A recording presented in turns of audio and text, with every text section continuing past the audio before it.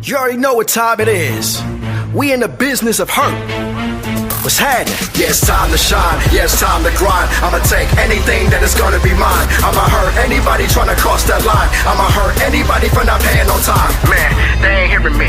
Hold on. Yeah, it's time to shine. Yeah, it's time to grind. I'ma take anything that is gonna be mine. I'ma hurt anybody trying to cross that line. I'ma hurt anybody for not paying on time. But we come on the scene, y'all better respect us. We play chess to hurt. We don't play no checkers. We get paid to hurt people. Y'all about to witness, cause we are the hurt business.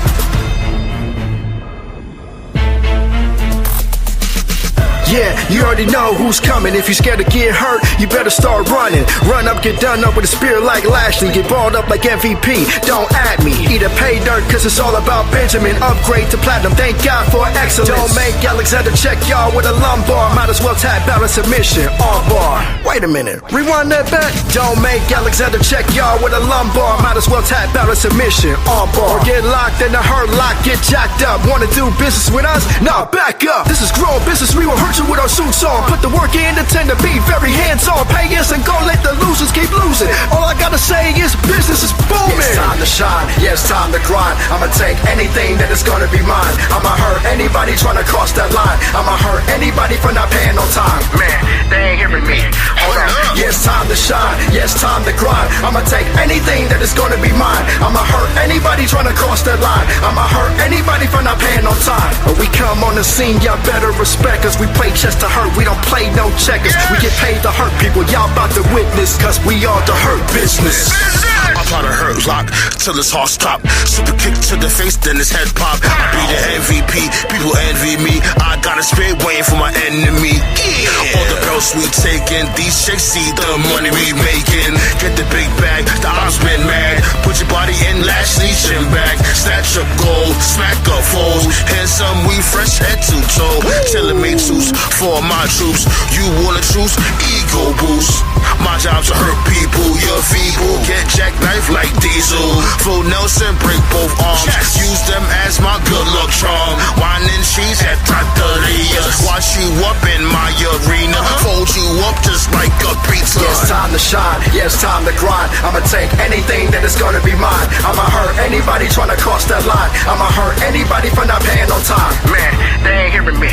Hold on. Yeah, it's time to shine, yeah, it's time to grind. I'ma take anything that is gonna be mine. I'ma hurt anybody trying to cross that line. I'ma hurt anybody for not paying on time. But we come on the scene, y'all better respect us. We play chess to hurt, we don't play no checkers. We get paid to hurt people, y'all about to witness, cause we are the hurt business.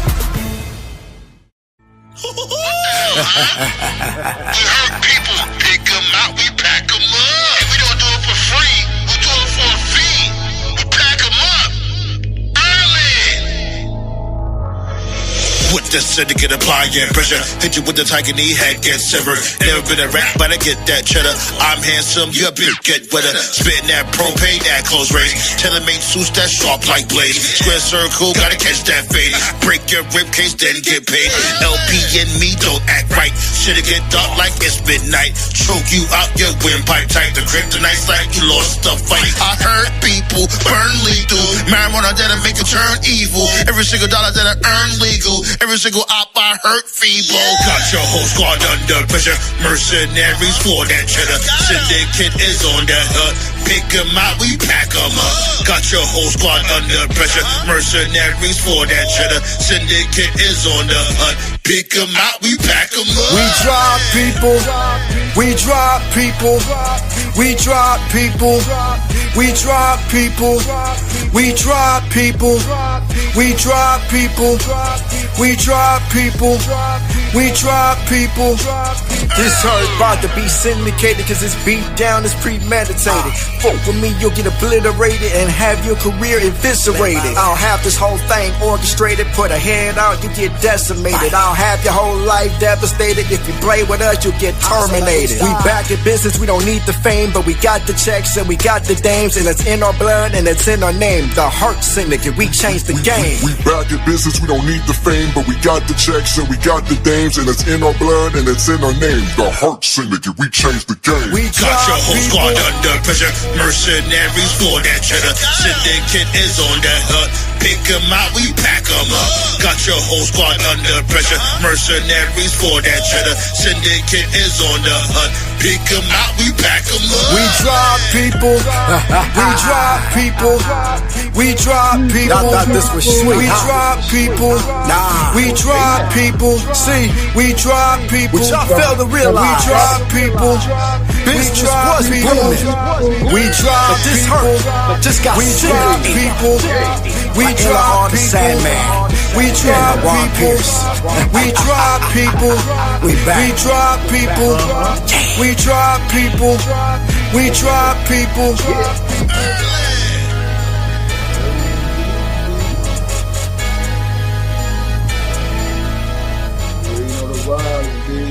We here with it, B.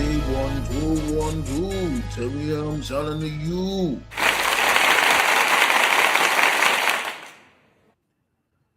Hey, yo, B, what to do, though? Council Roundtable, episode 384. We took the old-fashioned rash to let y'all know what's happening. You did. Was goody, huh? Yeah, B. How's y'all week been going so far this Tuesday? Yeah, it feels like this damn summer's been going by pretty fast. Not even going to hold you. It's already about to be August. I hope y'all staying cool. I've been staying cool out here. Like the weather has slowed down a little bit today. Yeah. Yesterday it was literally 105, son. I'm not even gonna hold you. 105.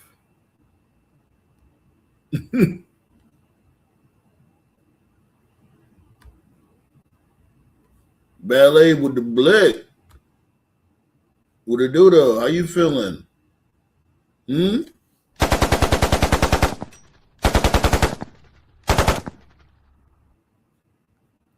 We draw people. Shots go out to my dude LP, aka LaRon Pierce, the executioner, all that shit.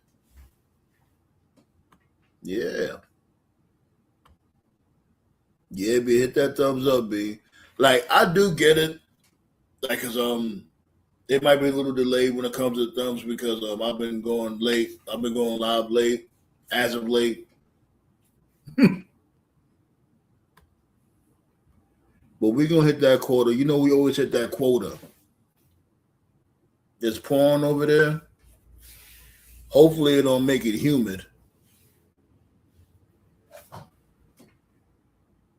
Or hit that thumbs up. 3 more thumbs. I'll open up them floodgates. You already know how we give it up, baby. Come on with it. We're going to talk about Raquel Rodriguez, Santiago Gomez wins the women's IC championship, B. About fucking time. Jeez Louise. About time. Like, don't you think it would have been better if she won it at SummerSlam, though? You don't think Raquel Rodriguez deserved that SummerSlam moment? I'm just saying. I don't even know how she became the number one contender again. Like, she always loses, but that's neither here nor there. You know, wins and losses don't fucking matter in this damn place. That's why WWE is just in a shitter, B. It is what it is. But nonetheless, congrats to Raquel Rodriguez. You know what I'm saying? Long overdue. My dude C Flu was goody. Shot that. Got my secretaries of defense in the building. Yes, sir, Ski. One more thumbs up. I'll open up the floodgates. You already know, B. And for those that hit that thumbs up, you are awesome. Ho! Yeah, B. And another thing, too, was So Ruka. So, okay, you had So Ruka beat Becky Lynch. What was the point of her being Becky Lynch? What has Soruka done with the women's IC championship? Like, this dude, Triple H, does not book stories. All he does is brawls. He does a brawl and title change. That's literally all he does. He might put a little bit of story when it comes to main eventers. Maybe. This is a little sprinkling of a story here and there. Like, what is wrong with this dude? Seriously, what the fuck is wrong? Like, is he retarded? I ain't gonna lie. I'm starting to feel the type of way. Like, it sounds like I'm low key picking on him or something, because I think Paul Levesque might be legitimately slow. Cause like, yo, my dude, this is not how you book story. Like, you're not booking a story. Just because motherfuckers is brawling doesn't mean it's a story. For instance, why is Obafemi mad at Brock Lesnar in the first place? Let's really be fucking real. Let's take a trip down memory lane, right? Remember, Seth Rollins confronted somebody from the fucking Vision. Was it Paul Heyman? Who cares? And Brock came out or whatever. Brock and this dude, Seth Rollins, had a face-to-face. Out of nowhere, here comes Oba. And it's like, okay, what? Seth Rollins basically said, like, oh, I'm sick of my peoples on you. And it's like, okay, since when Seth Rollins and Obafemi was cool? Where did that come from? They went nowhere with it, never explained anything, just whatever. Boom. Obafemi, Brock Lesnar at Mania. Had a great moment. We all seen it. This dude packed it up, put his gloves in the middle of the ring, called it a career. No. Can't have that. Can't have Obafemi, a promising black dominant wrestler, have that moment. Of course not. Him being Brock Lesnar and retiring him at Mania? Oh, we can't have that. So what do? Sabotaged it. Oh, y'all motherfuckers happy now where this shit is going? Hell in a Cell match might be whatever. But it's not going to top what happened at Mania. That segment at fucking on Raw last night was trash. Audio issues. Brock Lesnar teasing this dude Obafemi with a toothpick. I'm like, what is this? Obafemi almost caught a body, almost slammed dude on top of his fucking shape up.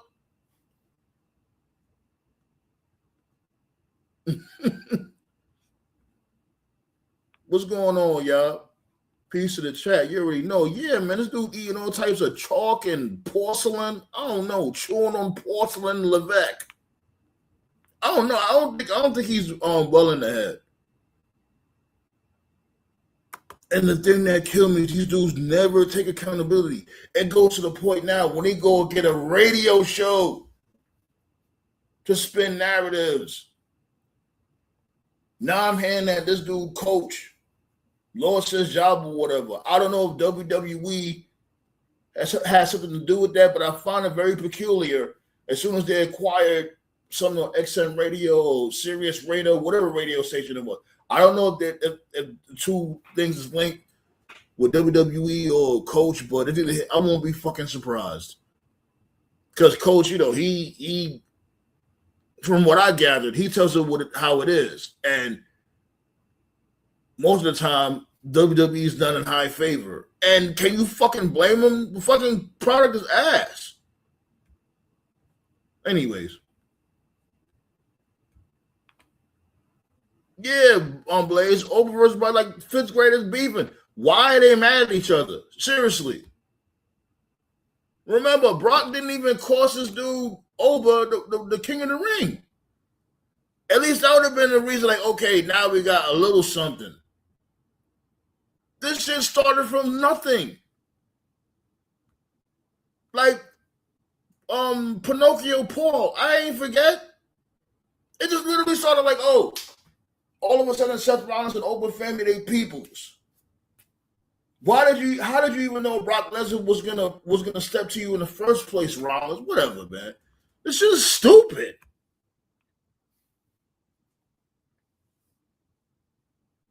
And they give you a vague excuse like, "Oh, that's my friend," and you supposed to just run with it. Okay, that's your friend. Okay, that's why he. No. Anyways, pow, right there. Pull up. Yeah, how my dude doing about TNA? B. What's his name? Cruz Montana. Oh yeah, I forgot. This is his birthday too. Triple H's birthday just passed. It was like Saturday, and happy birthday to him. That's good. I'm not mad at that. His birthday passed.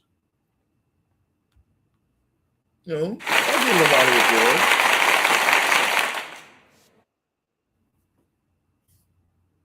Now, still a garbage booker, but that's awesome. He's like 57, right? I think he's like 57. Oh man, we about to turn up. Got my dude King Eric in the building. It's about to be a problem. Yes, sir. I already know you're about to be on one. What's going on, sir? How y'all doing out there, man? I'm happy to join y'all. Rapid Wrestling, aka Coked Out Sean, aka the dude that Triple H scared to give a job to. We in the building, man. Early. You already know, B. What you want? Where you want to go? Do you want to talk about Triple H's birthday? Whatever you want to talk about? Raquel Rodriguez, Santiago Gomez winning the women's IC championship. We want to talk about Raw. Where we going? Where we going? Hey, look, we shoot, man. Because you see the comment I just left, right? Let me see. I'm looking at it right now. Hold on. Let me see. I gotta scroll up. Yeah. Oh, you could just say it. Go ahead. You can just read it. If you know what I'm saying? Save us some time. Yeah, I'll go and say it. This is the reason why a lot of this shit feel like some high school shit. The chick they got booking Raw, I think this is the new chick that they hired recently. She has a history of writing like teen sitcoms and all that shit. That's why it feels like when they hire these Hollywood writers, it gives it that corporate polished feel. Just like even when we looking at the Austin Theory and Otis and all that, that's some high school shit. Then you got CM Punk and Cody Rhodes. I love you, brother. You my brother. I respect you. Tell this man to eat a dick. Yeah, that's what I was saying too. Like, yo, this dude Cody just always got to be loving somebody. Like, I respect you. I love you. Hey, look, imagine if Stone Cold was like that. That's what the title gotta mean to these motherfuckers, man. The title just look like a prop up. The title, you know what the title used to mean to people back in the day from the way they sold it? It meant money, cars, right, success, instant grade A pussy, the best ever, Hollywood accolades. Your life was gonna change. So what the tribal chief said, Wagyu steaks every single day. Yes, you treat that belt like it mattered. These guys, the way they beefing, I love you, you're my brother, I'm not your brother. Man, what the fuck is this shit? Yo, we got John in the building. What is up? You? Can you guys hear me okay? I got new AirPods, so can you hear me all right? Yes, I know sir. the last couple of times my you sound good money. sucked. You good. All right, real quick. Sandman, you got to let me fix the Oba thing from a few minutes ago, okay? What do you mean? All right, when you were talking about like, oh, what's the, let's rewind. Go ahead, go ahead. Okay, let me fix this for you because there were a few things that you said that were a little off. Go ahead. All right. The night Rollins came out to confront Heyman and the Vision. Right. It was also the night Brock, remember, Brock was doing the thing. Who's going to accept my open challenge for Mania? Okay? Right. Heyman brought Brock out. It wasn't like Seth called out Brock. Heyman brought Brock out. Rollins, if you go back and watch the segment, Rollins kind of knew he was fucked. Oba came out not for Rollins to accept Oba's challenge, because remember, Oba hits the ring, Seth fucking darts out of there. That segment ends with just Oba and Brock. So, the fact that, they didn't explain the relationship between Seth and Oba, there wasn't one to explain. It was two segments that were just kind of morphed into one. Okay? You get what I'm saying here? I'm listening. Yeah, that's what it was. So you were asking like, why are they beefing it? What's his relationship with Seth? It all started. Yeah, I may have messed it up by saying that Seth confronted, this dude Brock came out to confront Seth, and then Oba came out afterwards. I may have screwed that one. It had nothing to do with Oba and Seth. But my main thing is this: why are they so damn mad? Like, there's not really a story there. Well, there is. What I'm saying? There is. Oba. What? What is the story? Let me tell you. Oba beat Brock at Mania. Brock fakes the retirement, comes back, and Brock even cut that promo the week after he attacked Oba. When he came back unexpectedly, Brock cut that promo and said, I was home and this didn't sit right with me, so I'm coming to fix it. And then what did Brock do in Italy? He fucking cheap shot at Oba and barely got that win over Oba. So Oba's like, fuck you. You hit me from behind. That's the only way you could beat me. Now we're going to end this shit. Whereas Oba was content with being done after Mania. So it's there. It's there. You said it. You saying like it's there somewhere right there. No. It's not somewhere. I'm just saying it's there. Of all the stuff they got going on, that's the last story that needs to get picked apart. There are others where it's like, what the fuck? Agreed. As far as last night goes, I heard you mention Raquel and why couldn't they do it at SummerSlam and blah, blah, blah, blah, blah. I said this to Chris and Terrence before. I have a feeling Raquel winning the title last night ties into what's going to happen with Liv at SummerSlam. And then I wouldn't be surprised if next Monday or the night after they go like the HBK Diesel route. I think Liv, one way or another, is going to screw Raquel out of that IC title. Because here's my thing with that, though. Like, I'm saying that I think Raquel Rodriguez deserved that SummerSlam moment, given the fact that we wanted her to have a big moment forever. I just think her winning the IC belt. First of all, let's really be real. She didn't even deserve to be a number one contender because she kept on losing. And then not only that, it just cheapens the. Hold on, wait. Hold on, John. I got you. Like, it cheapens the victory in the way because it's not a special moment for her. Like, yeah, she won it at a Raw, but it would have been better for her to win it at a SummerSlam. She deserves that moment. You're right, but remember something. Hold on. Wait. Okay. I got people pulling up in here. I got Toph, and I got Blackstone in the building over there. Sheesh. We forming like Baltimore. Yo, what's goody? What's going on, y'all?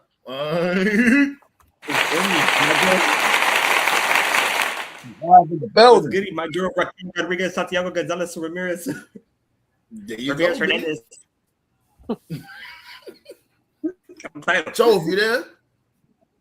Yeah, I got sleep. Oh, you did? Okay.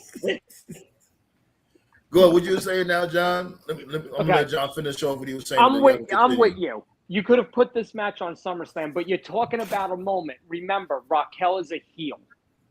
So it's not going to be the same moment. Plus, remember, too, last night there was interference. It wasn't like she just finally, after getting screwed, she overcame. It wasn't like the roles were reversed. Like, Soul was in the Judgment Day, and every time they had a match, they kept protecting Soul, and Raquel never got, like, a straight one-on-one. Like, at the end of the day, there was still shenanigans and shit showness to it, you know, and I think that plays a role in it. But like I said, I think we're going to get HBK Diesel out of this. If not by Monday, I think by the week after. I think this is very short term. They were running and apparently they were very good over the weekend. Soul, Lyra, and Bailey 3-ways that were very good. I know Lyra did a promo on Soul, I believe, last week saying she wanted the title. I think this is just a piece in the Raquel Liv story that's going to make its way back to Soul. So she goes and does her thing, and then Liv and Raquel do theirs, and then whatever Roxanne's doing. There's pieces. I think the only problem with that, though, I think the only problem with that, though, I mean, it makes sense, but they take too long to pull the trigger on things. Like, it got to happen at the moment. It don't need to be happening on a random SmackDown or a house show on some Bob Backlund shit. It got to be happening. It got to happen when it matters. Hey, man, you know, don't kill those house show surprises. That was pretty cool. You'd check the wrestling hotline, and you'd find out in, you know, Worcester, Mass, that Savage beat Tito for the IC title on a Tuesday night. You know what I'm saying? But you know what? You need more of that, because you know why? I remember when Bob Backlund. We got TKO in the building. I'm back.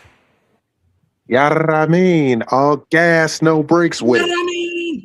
Yarramin. Jesus, it was like 15 of us up here. Damn. But I remember. It's SummerSlam season, and there's a lot to talk about in the wrestling business for a change. Good, bad, ugly, and very ugly.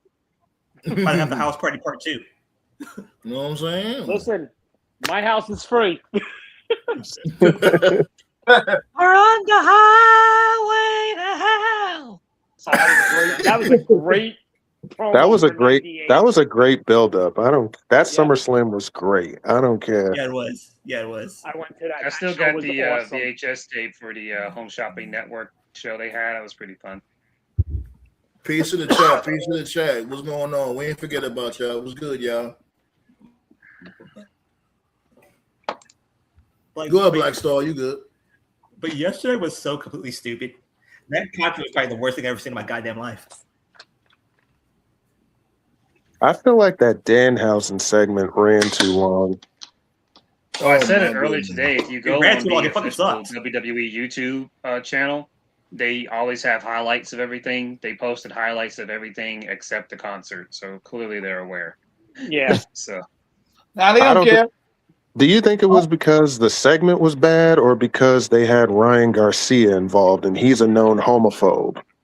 Yeah, where did he even come from? Now he's down with Judgment Day now too. This what we doing? I think it was just a one-off because he was there. I don't know, B. Remember, you said the same thing about Logan Paul, B. Look what happened. No, but that's not the only thing, though. Paul's at least a wrestler. That's not the only thing. Garcia was just there. The only thing Garcia is, man. He's a racist, homophobe. Look, as much as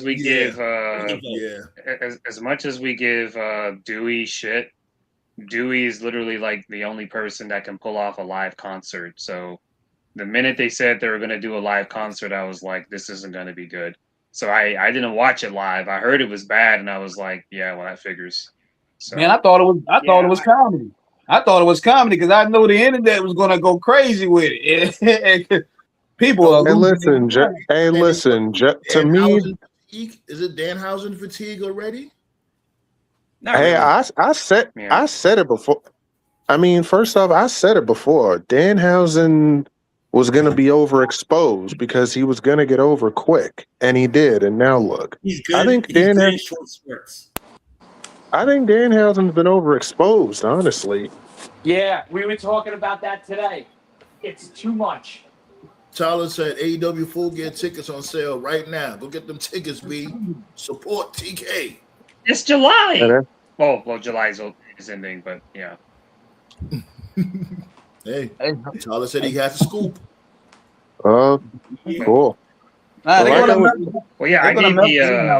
gave the comparison yesterday. It's a random comparison, but it's the only comparison I can think of. My favorite sitcom growing up was Family Matters. And Family Matters was supposed to be a show about a black family in Chicago, or in the Midwest. We all watch Family Matters before. We all watch Family Matters, my dude. Yeah, I love Family Matters. Right, well, you'd be surprised. Anyway, Steve Urkel was supposed to be a one-off character, but Steve Urkel was popular and he took off. But as much as people liked Steve Urkel, as much as the character was loved, the show got off the rails. And like every fucking episode was just Urkel just doing random shit, and all the other characters were just there. Like Waldo had nothing to do, Eddie had nothing to do, Winslow had nothing to do. It's like, what are we doing here? Waldo needed his ass years later down the road. Waldo was annoying as fuck, B. Like he was, he could cook his ass off, but he was stupid. Waldo and Weasel, the dumbest people ever. Yeah. Yo, Eddie was some dumbass. My point of it is that like years later, like when the cast came out, and they were years later, people came out from the cast and they were talking about how they had heat, they had issues with Joel, and it wasn't Joel White's fault. It was just how the writers wrote it. The reason I was mentioning that is that's how I feel about Danhausen. Right. Well, that's how I feel about Danhausen, because like all these segments on Raw or SmackDown, they're fucking stupid because nobody's being elevated. It would be one thing, and like I don't have a problem with comedy. You guys know me. I troll all the time.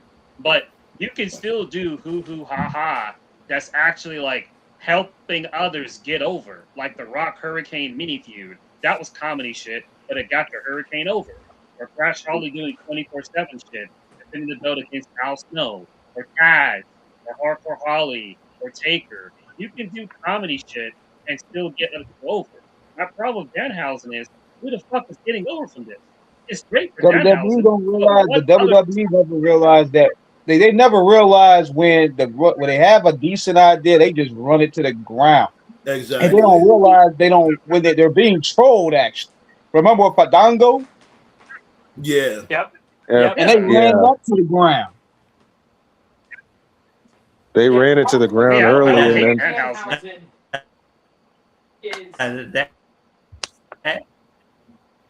And they ran that I remember they ran that into the ground early, like to the point where and I said it in the chat.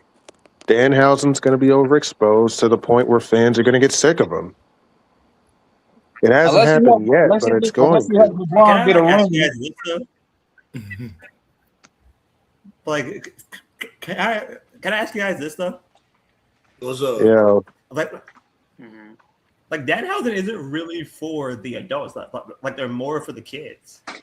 I like Danhausen, but it's just overdoing it. That's basically like you see Doink the Clown all the damn time. You know what I'm saying? Because I love Doink the Clown. We like Doink the Clown because we ain't see him as much. Especially Evil Doink. Evil Doink wasn't around like that. But if the kids like him, they're going to overrun him. That's how. Yeah, but the problem is that's fine. It's like one I said, thing. The problem I have is not the comedy, it's not the kids, is who else is getting over. You can do a comedy angle in wrestling. I don't have a problem with that. But the purpose of wrestling is we're telling the story, we're helping other people get over. They did the Boss Man Dark Side tonight. Boss Man Al Snow cooking pepper. That was funny. That was comedy. But it gave Al Snow something to do. Chavo and what was it? Pepe, the stupid little wooden horse. Remember that? Where Eddie would send Chavo out there to get killed, or like Mongo or Goldberg or whatever. Like just little stuff like that. Like you can do comedy shit, but it still gives people something to do. The Danhausen stuff, and again, it's not Danhausen's fault. Like, he's just doing what he's told. But every segment he does, he's just doing random segments. You are cursed, whatever. Next week, same shit. But there's no one else that's getting over. There's no storyline here. It's just give me my money. Like, the fuck? No one cares. Who's being elevated here? It's just Steve Urkel shit. I guess you think Joe Hendry getting over with this. I guess you think Joe Hendry getting over with this. I guess. I don't know. Joe Hendry needs a prayer. That's what he needs. Tommy Dreamer said he got over. Tommy Dreamer said he got him over. Joe Hendry is better than this shit, but he is. He's better than what they doing. Come on, son. Well, y'all wanted to play this shit. Hold on, chill. I wanted to show this shit that this dude, Seafood was talking about. This dude, Val Venus over here looking flabby and sick and shit. Oh God, the sad excuse for human being. Oh God, man, Val Venus. You talk about somebody. Is this an indie show? You talk about somebody that needs his ass whooped. Man, you talk about somebody that needs their ass whooped. Come on, man. Still doing that gimmick. It's like watching Ron Jeremy. And this is the dude that talks all this shit about today's wrestlers. Good Lord. Now that nigga need his phone taken like ASAP. Yeah, he's more than his phone taken. Shit. Oh man. Somebody got mad. Somebody walked into a walk-in or something. Somebody at a restaurant. Somebody doing overtime. Yeah, it sounds like mad dead air in the background. Is that me? I'm trying to see right now. No, that's not you. Okay. I dropped my AirPod and I was picking it up. Maybe it was. Yeah, that's coming from you, my dude. Okay, yeah, I dropped it. I just had to put it back in my ear. Yeah, we good, man. Yeah, man. How's everybody been, man? I saw that Seafluid. Miro had a little pissy fit after losing. Look, man, what do you want me to say? The guy's a We've been talking about that idiot. Like, yo, my dude, you was treated like a god in AEW. You fucked the bag up, B. You was good. But just because you ain't want to do the job. Now they're saying he got hurt. Now they're saying you mad far away. John, you mad far away, my dude. No. I'm not saying that's what it is, but there are people saying, no, he got hurt. No. You sound like you mad far away. That's what I'm saying. Oh, what about now? A little Still bit. far away. A little bit. Was it his head? Yeah, but I hear what. What about now? Much better. Yeah. Okay, Much better. Okay. Yeah, no, there are people saying he got hurt. I rewatched Raw this morning. I was out. I didn't watch it last night. I didn't see anything where he got hurt. If anything, he threw a bitch fit. And you know what? Mm-hmm. This is what you are at this point. You know. Mm-hmm. That's fucked. That's what you are. You're a bum. Yeah, but I mean, he is. I mean, he is. Hang on. You could either call him a bum, or if you want to placate to his ego, you could say, well, you're a big enough name that Javon going over you is a big deal. He's not, but that's what you tell him to kind of stroke the head a little, make him feel a little better about it. Yeah, but my thing though is he's throwing a fit about losing to Javon. Ain't this literally the reason why you left AEW in the first place? Because you didn't want to lose to guys that weigh $125. This like his third time losing to Javon, isn't it? He lost to him before. Yeah. This is his first time. Yeah, he did. Some guys just need to understand that he lost to Javon like 3 times already. This is where you are in life. Before, man. Some people need to understand that they're going to be in a certain level regardless of what company they're at, and once they have that humble pie, they take it differently. Like, it is what it is, Miro, Rusev, whatever the fuck your name is. This is your spot, my dude. In 2026, this is your spot. This is not 2020. It's not 2014. 2026. Let that sink in, dude. You're not even good enough to be upper mid card for the IC title. But hold on. I mean, he's in there, and hold on. Let Black Saw go. Go ahead, Black Saw. Hold on for a second. Cruz Montana made his debut tonight, aka Santana.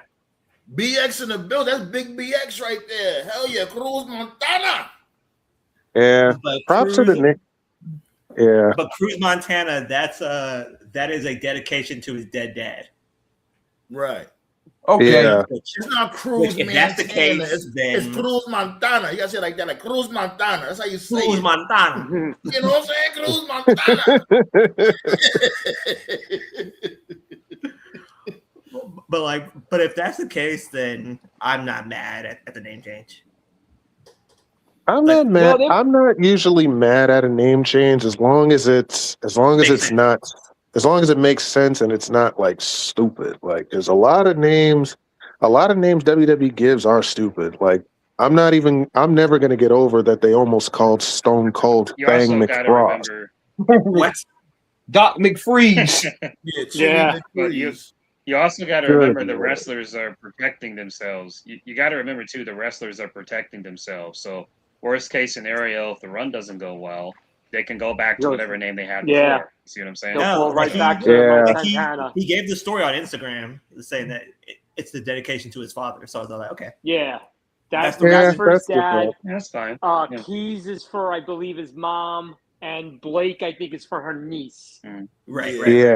Yeah, like that's what I was saying in the chat. Also, I was saying as of late, I like the fact that WWE gives them a choice to choose a name for themselves. Just like what TKO said from before, that's a Triple H call. Their name. They'll give you a name and tell you, "Hey, get that over." Like Red Rooster. Red Rooster. Yeah. Right, Red Rooster, Spark Plug. Your name. Yeah, that's a Triple H call. That's a Triple H call. He gives. Your name's not Mike Santana anymore. Your name is Santana Rodriguez. Wait, what? Like that? Yeah, I would say this. That's a good call on Triple H's end. See, we're fair guys over here on this panel. We ain't gonna sit there and just be one-sided and be blind to the fact. Vince will give you some crazy name like Scoopity Scoop. It's tag team partner Scoop the Poop. I ain't gonna lie though. When they gave Dolph Ziggler that name, I thought this guy was done. But thank God he made up for that with his abilities in the ring. Yeah, he got the name over. He went further than he should have, but I still think that name did him in. That's the fucking 70s porn star name. Well, yeah, it's from Boogie Nights. It worked because he dressed like it too. So right. As soon as I heard the name Gunther, I was like, yeah, he's finished. But the more, that tweet aged well. Yeah, right. The more I saw him, I was like, okay, Gunther, okay, that works. Like I'm alright with it. No, that tweet aged well. Oh God. The Red Rooster. The Red Rooster was a punishment. They wanted to give Terry Taylor the Mr. Perfect gimmick, and Taylor was like, "Fuck no." So Vince was like, "All right, well, you know what?" Yeah, they wanted. I heard to give that story Taylor too. Mr. Perfect, and Taylor was like, "Fuck no." So Vince was like, "All right, asshole, watch this now." Vince was fucking a fucking cock. Because he wanted to be fair from the AWA. He wanted to stay as Terry Taylor. Vince is like, "No, I want to be fair." To be fair, the Mr. Perfect gimmick on paper does sound ludicrous, but then when Kurt Hennig played it off, it worked. It's like the Will Smith thing. To those who don't know, Will Smith was supposed to be in the Matrix, and like they pitched him on the script, and he was like, "This sounds fucking stupid." But then you see the movie, and you're like, "Wow," But I'm happy we live in a timeline where Kurt Hennig was Mr. Perfect.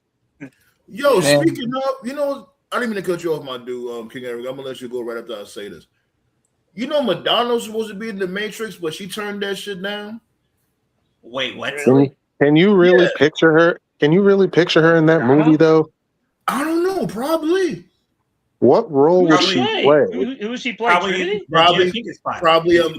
Kiana. What's her name? Trinity. She probably was going to play Trinity. Oh God! Horrible as Trinity. The Jada Pinkett spot. I'd rather you would have said the Oracle. Good Lord. Maybe, yeah. I'd rather you say the Oracle. This dude said Trinity. What the fuck? But I'm dead ass though. She said she turned the role down. She said she still kick herself in the ass about that shit to this day. Or is that like Hulk Hogan saying he was offered to be the lead guitarist? No, nothing could be like that. No. Hogan said at the end of NWO was supposed to be him, the Nasty Boys, and I think the Booty Man. Yeah. I want to know what. Oh my God! favorite Hogan. My serious? favorite Hogan line Dead was serious. when, But hold on, when he let said King that. Eric go. Yeah. Go back to that. Yeah, we'll get back to it. My Now, bad, you know my what? dude. Go ahead. I was gonna say this, while we, to get off wrestling for a bit and talking about movies. What are you guys thinking about that Sly Stallone documentary that's going to come out in November? It's what network? Oh, I Am Rocky or something, or I Play Rocky. Yeah, like basically Rocky filming Rocky. It's intricate. It's a little peculiar. That's different. That was good. Yeah, like Rocky playing Rocky, basically. That's something new. I don't think somebody's ever did anything like that before. This is what I got. I'll give this to Sylvester Stallone, man. I'll give this to Sylvester Stallone, man. I was so enriched in the Rocky lore that I'm not ashamed to admit I got worked.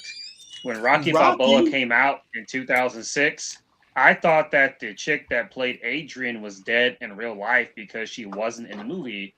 Because typically, when movies go on break, when movies go on break and you get like a new movie, like after 7 or 8 years, and someone doesn't return and you kill them off in the movie, a lot of times it's because they died in real life. So I assumed that she passed away, but as it turned out, she's still alive. And the reason they killed off Adrian was because they agreed that they needed to give Rocky like an edge, like something to make him like depressed or something. And they were like, hey, let's kill her off screen. You talking about Rocky Balboa, right? Yeah, that movie was hella depressing. Right.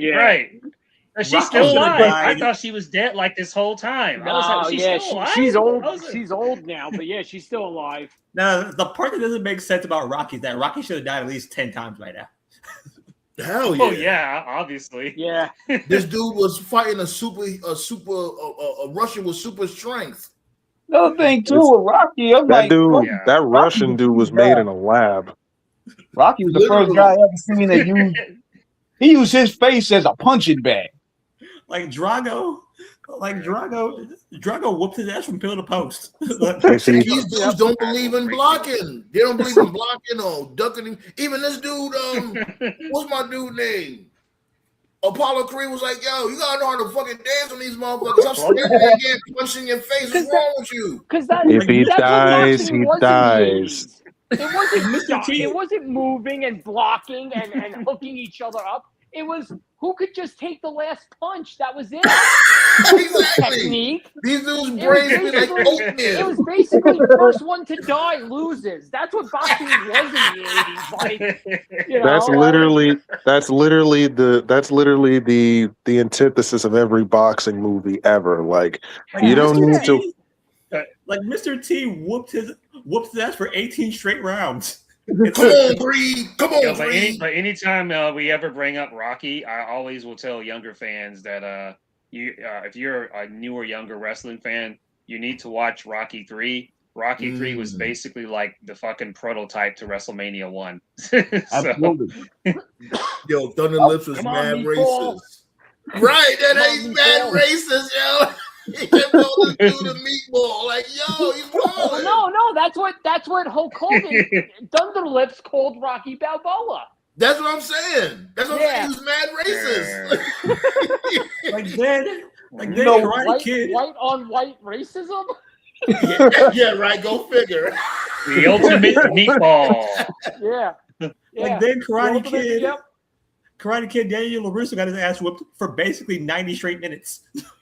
And he did one kick. Yeah. Well, Daniel LaRusso was a fucking bully who got the ass whipping he deserved and got lucky at the end. And you know what? God bless Johnny Lawrence for being a man and handing him the trophy and shaking his hand, despite the fact that LaRusso was a fucking prick. Don't forget That's what nobody that was an illegal kick. That's what nobody talks about. That was an illegal kick, by the way. It was. Exactly. You can't kick in the wasn't face. hurting nobody. He was Nobody. They were winning karate tournaments. They were winning trophies. Everyone was happy. Joey Lawrence trying to rip this dude's leg off his torso with that elbow drop. And beat him with it. You know, Rocky, fucking Johnny and Daniel was like the first double turn we ever saw. Like that was a double turn. That's what that was. Y'all love Cobra Kai. I love Cobra Kai. Dead ass. The funniest part about that entire movie was when one of the bullies was all like, put him in a body bag. Put him in a body bag. Yeah. Well, that's what they needed to do to kill the villain. Danny LaRusso was a villain, like Jason, like Michael Myers. You got to put him in a body bag to get rid of him. Oh, exactly. Yo, man. All I gotta say is '80s Coke was something else, man. All the '80s villains were just on some wild shit. Pure fish scale, yo. You know what? How you think Rocky survived Rocky 5 when he got? Well, you think about it. In the movie Rocky 5, he got brain damage. They made it like in the movie. If he get hit in the head one time, he's just gonna drop dead and shit. But yeah, he's doing the damn street fight. How the fuck did we go from the brain damage is irreversible and he's done to he fought Tommy Gunn in the fucking street and got like belly to belly on the sidewalk at least 3 times by Tommy Gunn, okay? And then what was the other guy's name? Okay. And then he fights the other guy in an exhibition and he survives that. Rocky should have been dead at least 17 times. And then Tommy Gunn beat down Rocky for 30 straight minutes. Nobody talked about the end when he hit the Timu Don King and he gave him the uppercut. That's what I'm talking about. That's what I'm talking about when Rocky said, "So remember what?" Yeah, exactly. I'll do your state. He said, "You remember his son? You remember his son was in the audience? He said, "Not that bum out. He took my room." No, that was actually good casting. That little prick. And Rocky Balboa, that was good casting. How they casted this dude Rocky's son.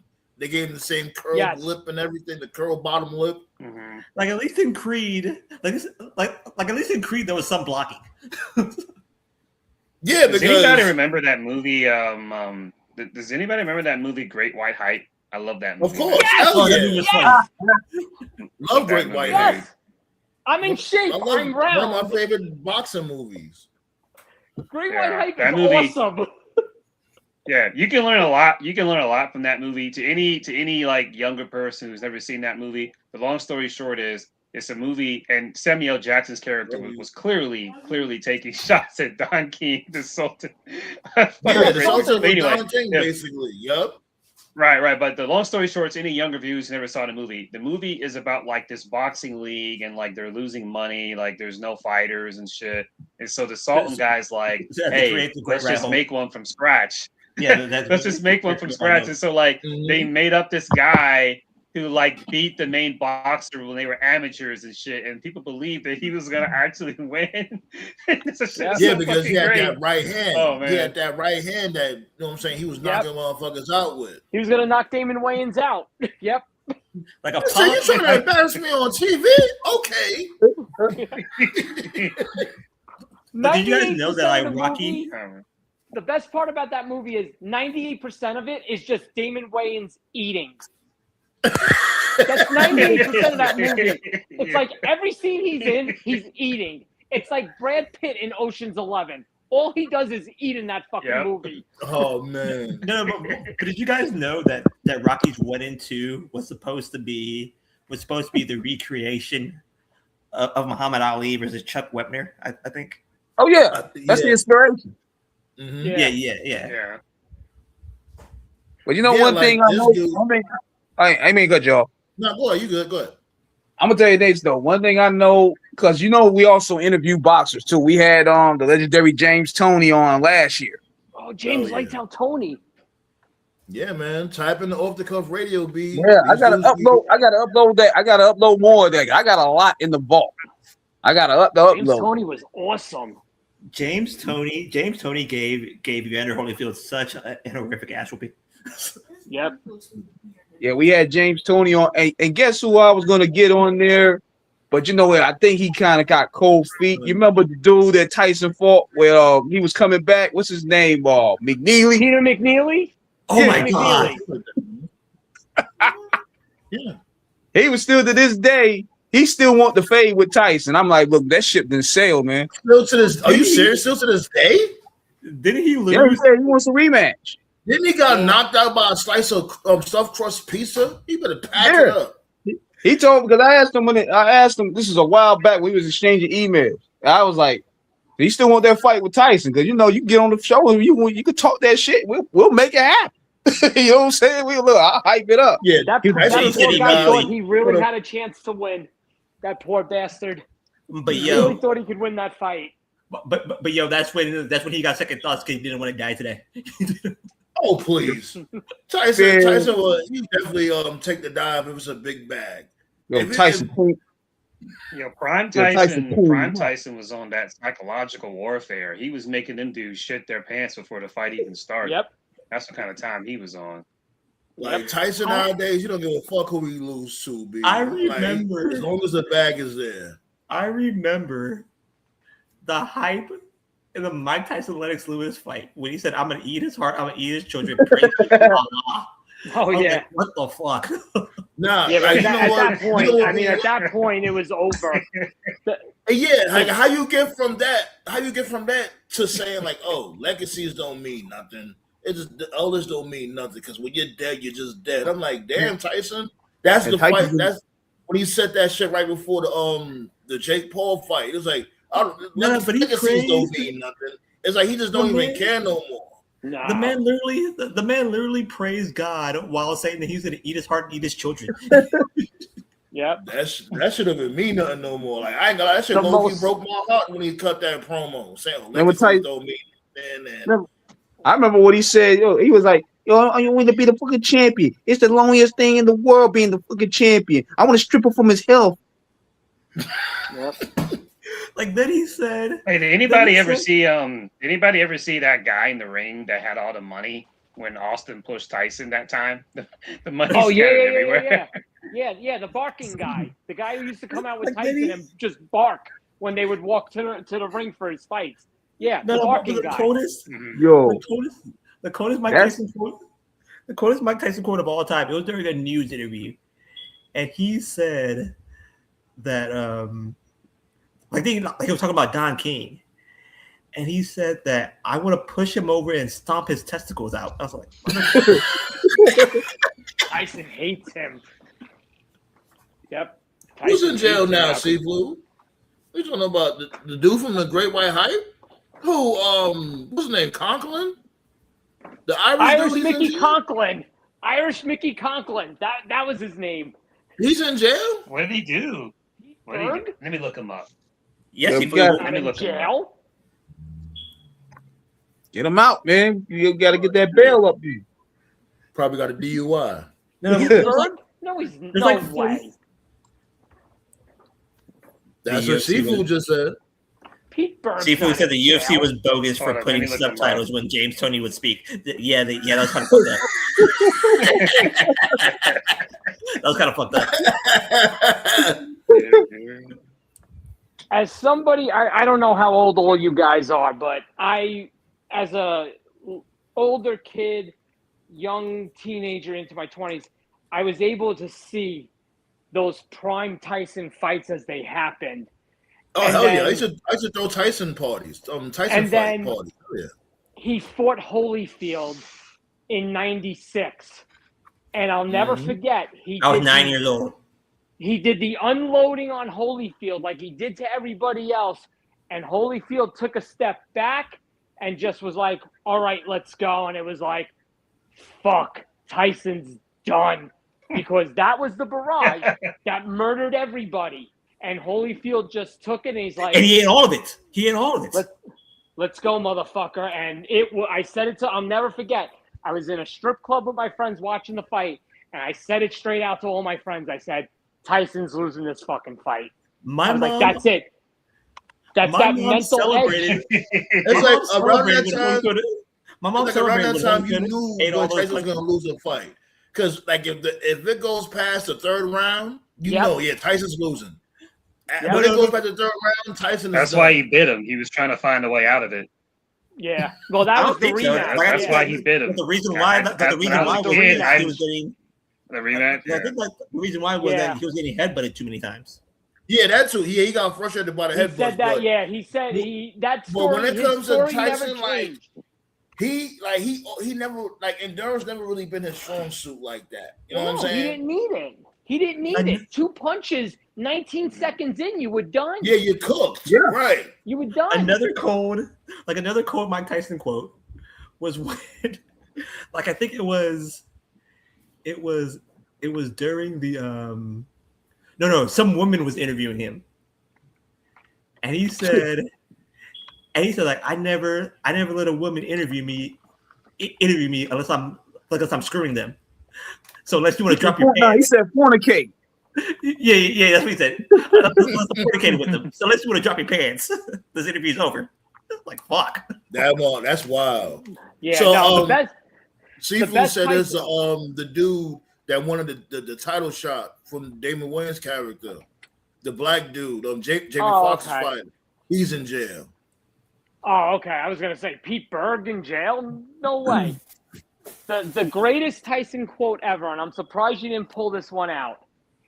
It was towards the end. It was probably in the late 90s. And they asked him, so Mike, you're taking Zoloft now? And his answer was, yeah, I take the Zoloft, and that's what prevents me from killing y'all. So it was like, Jesus. All right. Like, all right.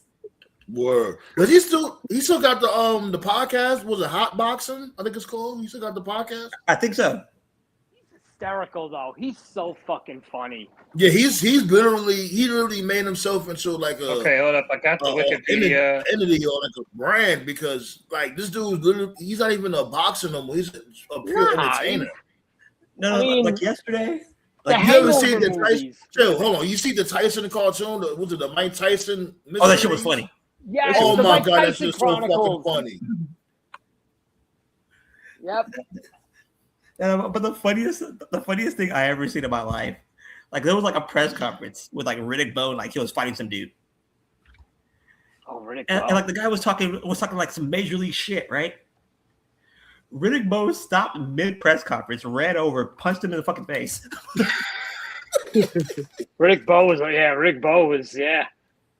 And then he fought him, knocked him out. So by the way. You know. Okay, I had the pardon. Go ahead. You good? Go ahead, Tom. Yeah, I was gonna say I'm on the Wikipedia for Michael Jace Cliff Notes versions. It says Jace was arrested by the Los Angeles Police Department on the evening of May 19th, 2014, at Hydra Park South Los Angeles home following a domestic violence report where he shot his wife. What? I didn't know about this. He in prison. What He's in jail. Yeah. That's not one night. After being questioned by the police regarding his wife's death, Jace confessed to the shooting. On May 20th, 2014, Jace was arrested on suspicion of murder. On May 22nd, he was formally charged with the murder by the Los Angeles District Attorney's Office. On May 31st, 2016, Jace was found guilty of second-degree murder. Notably, the LAPD was able to crack the password-protected security on April's iPhone. On June 10th, he was sentenced to 40 years to life in prison. Jesus. Ouch. Holy shit. Didn't know that. God damn, bro. And that was only 12 years ago. Yeah, he's never getting out. That's our first time learning about this. I didn't know about that shit. It's game over, man. Yeah. Yep. Yeah. That's called Mariano Rivera time. Jesus. He was in a lot of shit. I'm looking at his filmography. He was in a lot of shit. He was in Boogie Nights. He was in Forrest Gump. He was in NYPD Blue, The Replacements, The Shield. Yes, Earl Wilkinson. A lot of he shit. was the guy in The Burn Replacements who Notice. was from jail. Damn. Yeah. He was in he Cradle shot of the his- he Grave. shot his wife he was in the that. face. He was in Planet of the Apes. He was in Murder, She Wrote. Hey, who was he in Forrest Gump? Yeah. Did you guys? I think he was a drill sergeant. He was one of the Black Panthers. He was one of the Black Panthers. Oh, okay. Hold on. I was gonna say he wasn't Bubba. Like, hold on. Speaking of prison, No. like, did you guys? Okay. Like, did you guys see the preview of the EDP documentary? They coming out with a documentary for that God. clown? Why is it? Yeah, from the same guy that made the Boogie documentary. Why? Yeah, I saw that yesterday. I thought it was a shit post, but it's real. Unfortunately. Yeah, this is shit I don't like, man. Like, why are they even giving this motherfucker that much attention to do a whole documentary? You don't need. Apparently, you don't deserve none of that attention at all, B. What we doing? Apparently, according to Charlie Moist Critical, he said that he confessed to more crimes. More? What else did he do? I don't know. What the fuck, son? And he's not in prison? Like he said that he watched the documentary and he confessed to more crimes. He said. Is he in prison? No. Wow. Crazy. Like the Sting investigations were messed up too badly. How? That don't make no damn sense. Oh, well. Wow. That shit bogus as hell. Well, in relation to that, I believe I forgot to mention it. I believe like 2 weeks ago or 3 weeks ago, Roger Jackson was sentenced. It was a shit sentence, but still. Yeah. Because this dude, Psycho Stu, he didn't want to press charges. I think the state pressed the charges for him. They're like, nah, fuck that. He got to. Yeah. Yeah, the DA's office did it, not him. Yeah, Psycho Stu, he didn't want to press no charges. I'm like, you're a better man than me. Yeah. I'm like, nah, fuck that, B. And then that was premeditated. You wanted to kill me. Like, nah, nigga. You gotta sit down for a while. Hey, yo, the big show, he came outside. He's saying social media has changed wrestling for the worse. I mean, no shit. I mean, Yeah. duh, dude. You just now Yeah. figured that out. Yeah. But like, can you say right message, wrong messenger? Because my man, you've had some moments that make me look at you with the side eye. We all know that. Who, me? Not you, Big Show. Oh. What do you mean you? Yeah, what Big you talking Show, about? yeah. What the hell? Yeah, what he said here, I'm gonna say it in quote. He said, "Everybody wants to slam a giant. Everybody wants to be. Everyone wants to do this and that and the other. And then after a while, it's like, you know, what I learned in my psychology is that I can sell anything. It's how I respond that makes the difference. And if you're not closing, I will." Jerry the King, he said Jerry the King Ross was always like, if you're not on the foot with them, I'm not interested in your match. He got that right. Who the fuck is Jerry the Brains King turned to Ross? mush. Who? Yeah, he said Jerry the King Ross. I said, what? Did they merge and have a baby? The fuck? Jerry the King Ross, bro. I was like, what's going on? He said, I hate the new. I don't hate it. Times change. I hate change a lot, but it's become everything is driven from social media, for looks, likes, for short videos, not telling the complete story because it's one move. Look at the crowd, one move. Look at that. Look at me. Acknowledge me. If I'm a heel, hey, boo me. If I'm a babysit, hey, cheer me. He's in the wrong company to be saying that shit. Okay, congratulations. I say the worst thing. The worst thing that social media has contributed to wrestling. Brian Kendrick talked about that a couple of years ago. Is that when wrestlers have their matches or segments or shit, they just go on social media and vanity search themselves instead of actually watching. You know. Yeah. Hey, yo, this one here is gonna probably be the one that's gonna get the clicks. He said here, I blame Stone Cold for killing heels because he was supposed to be the bad guy, but kicking your boss's ass, he touched the hearts and minds of every person. I know this dude is not trying to criticize my man. Didn't he turn? Yeah, but hang on a second. Austin turned before he ever even looked at McMahon. He turned way before that. Wasn't Austin? Hold on, wasn't Austin already a heel when he first started? Yeah. He started as a heel when he first started. They were cheering him because he was a ringmaster. He was getting on brand. Stone Cold. Yeah, I'm like, dude was a heel long before he did the thing with Vince McMahon. Right. Yeah, and he turned face long before that. So, he's basically saying Austin was a heel who attacked his boss and got cheered because of it, which is nowhere near fucking true. No, he was a face by then. Austin was a face for like 6 months before him and McMahon ever had the first interaction. They did Really? a double switch with WrestleMania 13. Yeah. Like, hold on. That's where it started. He never heard the play-by-play when JR was saying Austin. JR didn't. That didn't happen. His heart attack. But that didn't happen until later, though. Austin's real face turn was the match with Brett. Yeah, which was in March, and he stunned McMahon for the first time in September at the Garden. So I would say the NWO hurt the heels more than Stone Cold did, because he would never talk about Hogan. They were like now that I believe. Obviously he won't, because Hogan recruited him, but the NWO they were like heels clearly, but they were getting cheered because they were cool. So if he mentioned that would make more sense than Austin. So Austin's a bad example.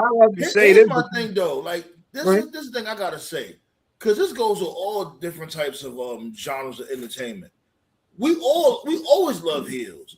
Like we love the Joker. You know what I'm saying? We love like heels like that. You know what I mean? Like, so what's the difference when it comes to wrestling? Like that doesn't mean the heel is ruined. Like we love the bad guys. Austin's greatest entrance song was when he was a heel. That Disturbed theme. Yeah. Disturbed was great. Yeah. Step Up, I think it was called. Yeah. That's a great one. Nah, Seafood Blaze said he made it to work. He made it to work. Yeah, that's what's up, Blaze. Glad you made it to work, my dude. Because I don't know. Drivers retarded. Yeah, I don't know why people hated that theme song. It was really good. I liked it.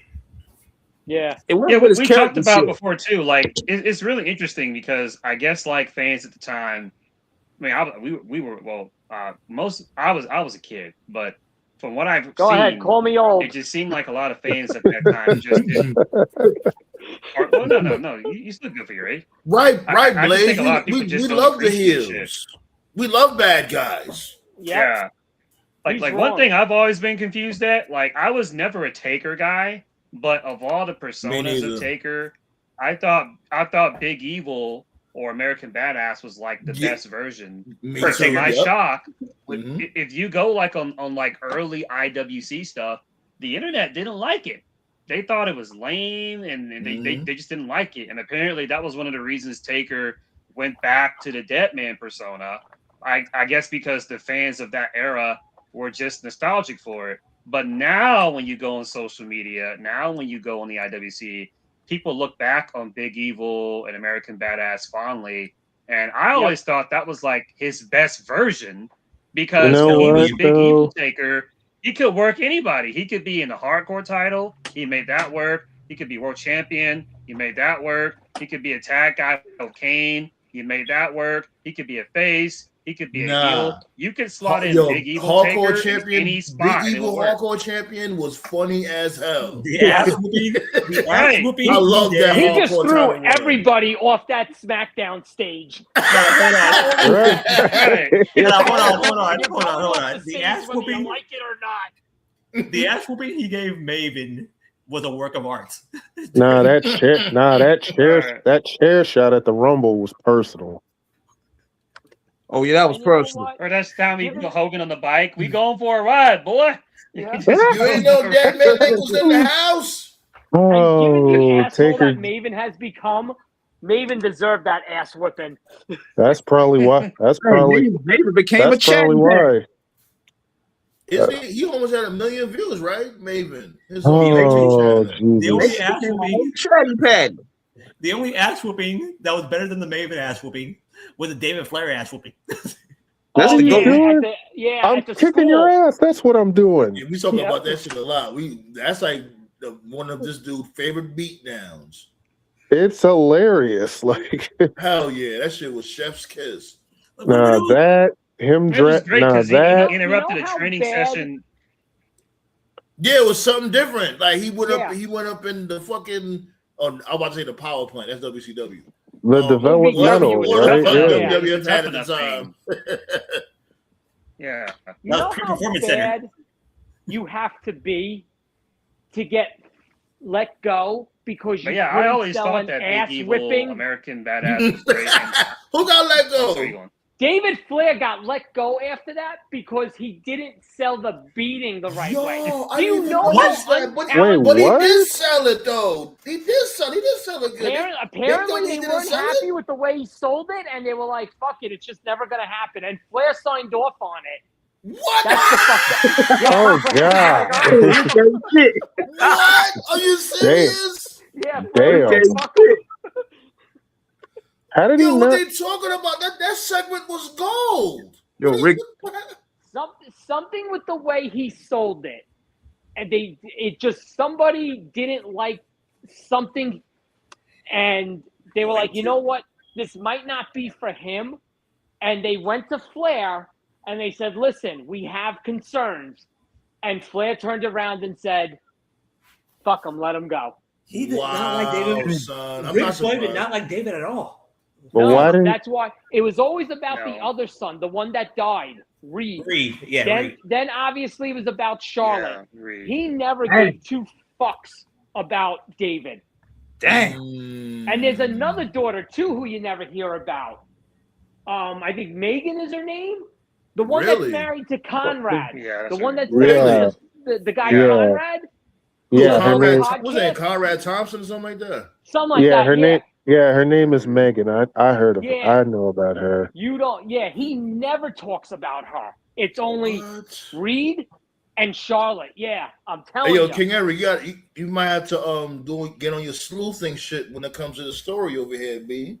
And hold on, man. I'm like, man, he really. Those are the only two he spent time with. How do you fire somebody for not taking Rick cares about them because those is he spent time with. He spent time with the one. No, hold on. How do you get fired for not taking an ass woman correctly?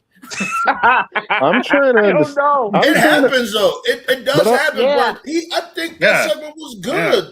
That was a really good segment. Actually, you know what? Maven talked about that. Maven talked to and one of his YouTube things. He mentioned that when Taker gave him the chair shot, and they were supposed to. It was like I guess after the Rumble, right? He eliminated Taker, and then Taker like beat the fuck out of him. So there was like I think it was like an autograph signing. Yeah. I think they did like an autograph signing like a week later or something, like at Toys R Us or Target or some shit. And then he was talking to Michael Hayes, and he was like, hey, should I get a neck brace? And then Michael Hayes was like, why? And he's like, because I got to sell the beating. And he was like, oh, yeah, you're right. Yeah, go give him a neck brace. So he mentioned that, and I guess they like that because, continuity, maybe right? You got to sell it, right? You got to. Yeah, he gets it. Maybe David just was like, they yelled cut. And maybe David was like, all right, well, I'm going to TGI Fridays. I'll see you guys later. The part when he said, what are you doing? And then Taker said, I'm moving your ass. That's what I'm doing. Well, maybe that. You know what? Maybe that's what they mean. Maybe David Flair did. Yeah. Maybe David Flair did go out after that beatdown. Maybe that's what the problem was. You gotta remember, like kayfabe was like not totally protected. Like it was dead, but like, it wasn't like especially with a guy like Taker. Especially for a guy like Taker, you know, he was living the gimmick up until only a few years ago. I mean, Taker beats your ass, and then you're walking out of the building perfectly fine, and a half hour later, I could see what the fuck is this kid doing? Like, I'm not justifying it, but I could see it. You know what I'm saying? Like, okay, yeah, it makes sense. I mean, we did. I mean, looking back on it. But looking back on it, though, that probably might have been what they're mad at. Because remember, Sandman and I lost our minds when the Wyatt Six went to fucking Waffle House after their debut. Oh man, yeah. Like, yo, y'all motherfuckers just had a big ass debut. Then right after that, y'all go to In-N-Out Burger and take pics with They fans. went to the Waffle House Y'all after goofy their as hell. debut, and then the very next week, all the people that got killed were walking around like nothing happened. Yeah, That's So, what it was. That's why like, I say, like, nah, like this supposed to be like a hostile takeover type shit. How y'all coming right. back? That's why I say in modern day wrestling, spooky time doesn't work, because if you're gonna go with spooky time as a gimmick, you got to sell it like it's real, and no one does that in the modern day. So if you're not gonna do it, don't do the gimmick. The only actually all up in the videos. The best debut. Freaking Chad Gable got sniped, and now he showed up the next week. I'm like, what? Nah, the best debut, I think modern day, I think was the Wyatt family. I think the only one that sells. Yeah. When they first showed up, yeah.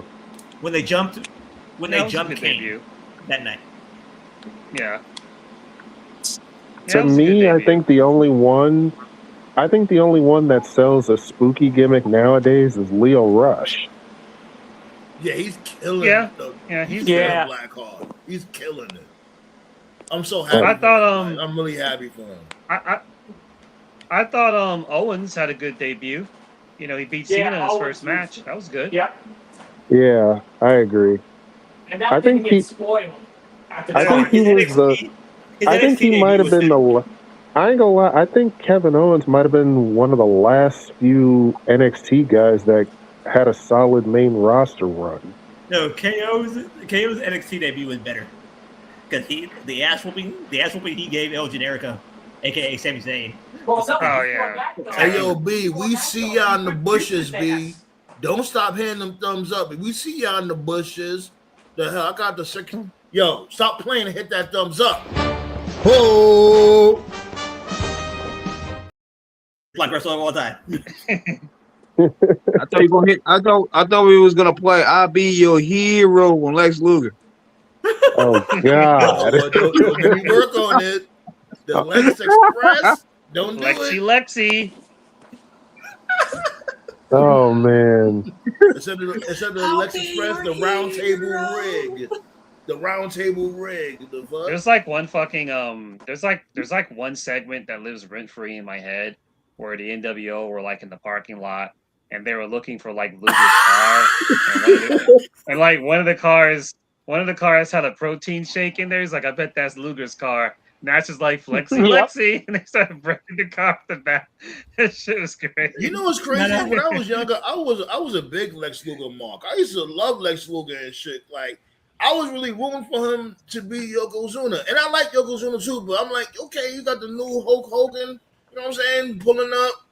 He came up, you know, I'm like, yo, damn. Why these motherfuckers celebrating? I'm gonna tell you something. This dude, he won by disqualification. I still can't wrap my mind around this shit. I'm like, these dudes, the confetti and the balloons. I'm like, what are you celebrating? What is going on? He didn't. Seven. One of the greatest ass whoopings of all time was Rey Mysterio's first ass whooping in WCW. Like when Kevin Nash caught him. When Kevin Nash caught him and fucking long darted his ass. That's what I thought Tope was gonna say. That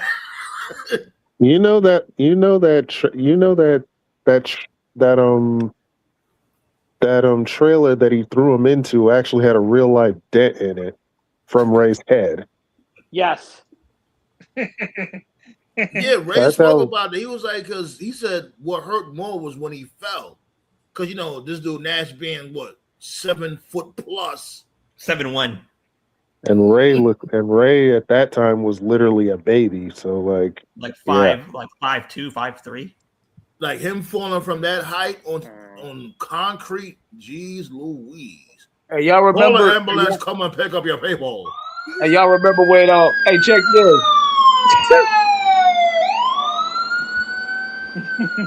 Where's Scott Steiner? Holler if you hear me.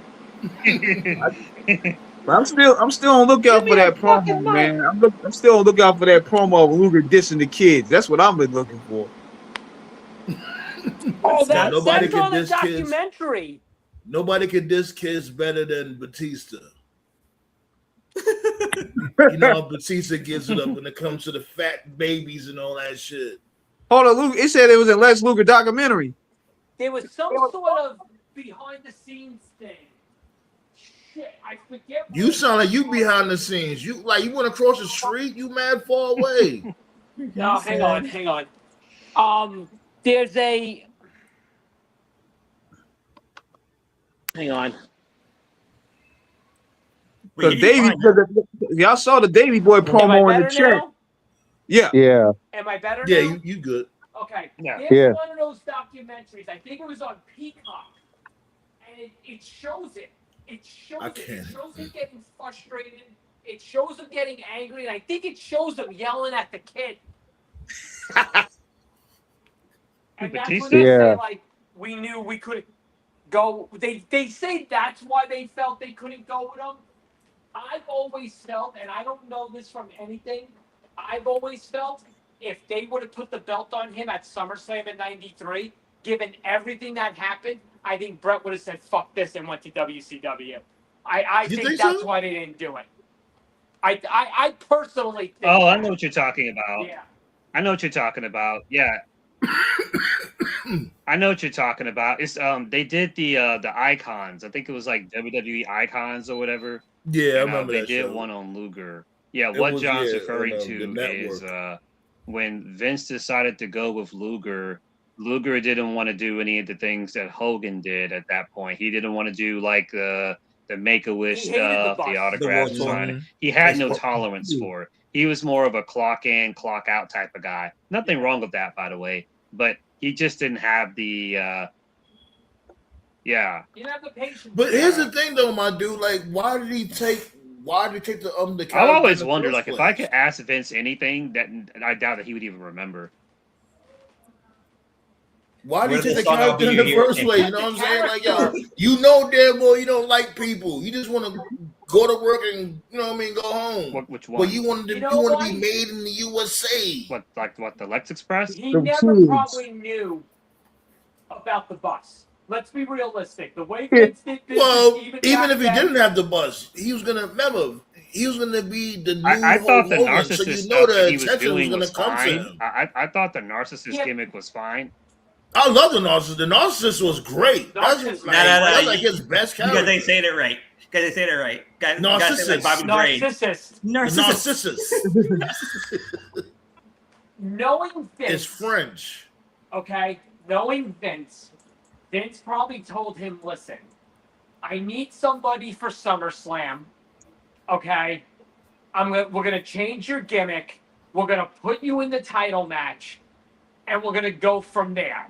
And knowing how Vince, listen, we all know how Vince would tell people A and would end up doing B, Z, whatever. He probably left it that vague with Luger. Probably Luger just thought, because think about it, they did Monday Night Raw was live every other week. You did one Superstars taping. You taped about a month's worth at a time. And they didn't have pay-per-views every month. So at most, he was probably going to be on the road. At least he's thinking 3 nights a month for TV, a couple of house shows, and that was it. The problem was he was doing Raw on Monday, Superstars on Tuesday, and then Wednesday, Thursday, Friday, he was driving, and it didn't even geography-wise make sense. He would go from, like, Virginia to, like, Arizona just to go back to Chicago to hit a house show on Saturday night in Texas. And he's like, get me off this fucking bus. Get me off this fucking There was no geography involved. There was no one looked at a map. No one said, hey, listen, we could go A, B, C, D. It was no A, R, H, C. That's where we're going. And he just, he didn't really want it. But so hold on. He was doing that for real. I thought that was just, for the gimmick. Like, they'll just drive the bus down the block, and then after that, he would punch out and go home. No, it was like an election, bro. The Lex Express was real. I've always said. On that bus for real I've always said if I could ask Vince any question, he lived on that. If I could ask Vince any question, if Vince McMahon was on his deathbed if I could ask him any question before he dies, I would say, Vince, how much was the Lex Express? I've always been curious, like the amount of money that he burned on it, like to drive from city to city. It was just like politicians, like when they're running for office, when they drive from city to city, state to state. It was real. That was a lot of money he wasted on that. My second question will be what drugs were you on when you played I'll Be Your Hero? Now, what homie? Who sung that song? I Need a Hero. Like, I know his residuals was through the roof. I thought it was Michael Bolton. Yo, shout out to Michael Bolton. Michael Bolton was my dude. Shout out to Michael Bolton. Nah, big. How can we be lovers if we can't be friends? But then he was cooked after that, man. I knew for sure he was cooked after that. When they gave the confetti, he didn't win the belt. He went straight down the mid card.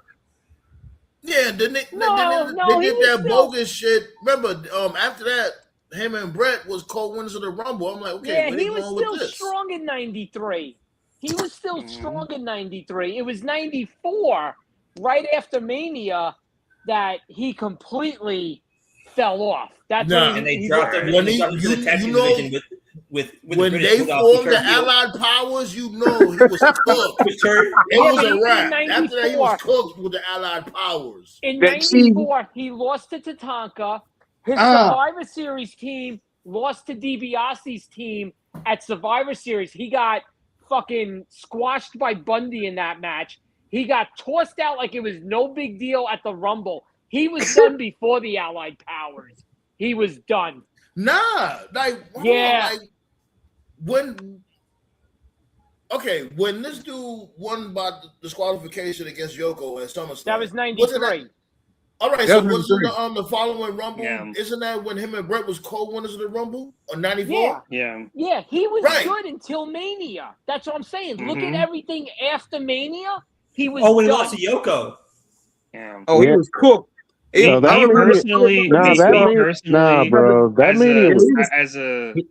As a WCW fan, as a kid, I just always thought that WCW just got Lex. He always came off as just more natural and more authentic in WCW. I remember watching his WWF stuff when I was a kid, and it just felt off. The whole American hero thing. Oh yeah, the look smiling. at the two gimmicks he had in WWF. Of course they weren't for him. Yeah, the narcissist was fine for him. Luger, I know he had that big face run in WCW until like late '98. But if you look at most of Luger's success in NWA, WCW, it was more so on the heel side. Right.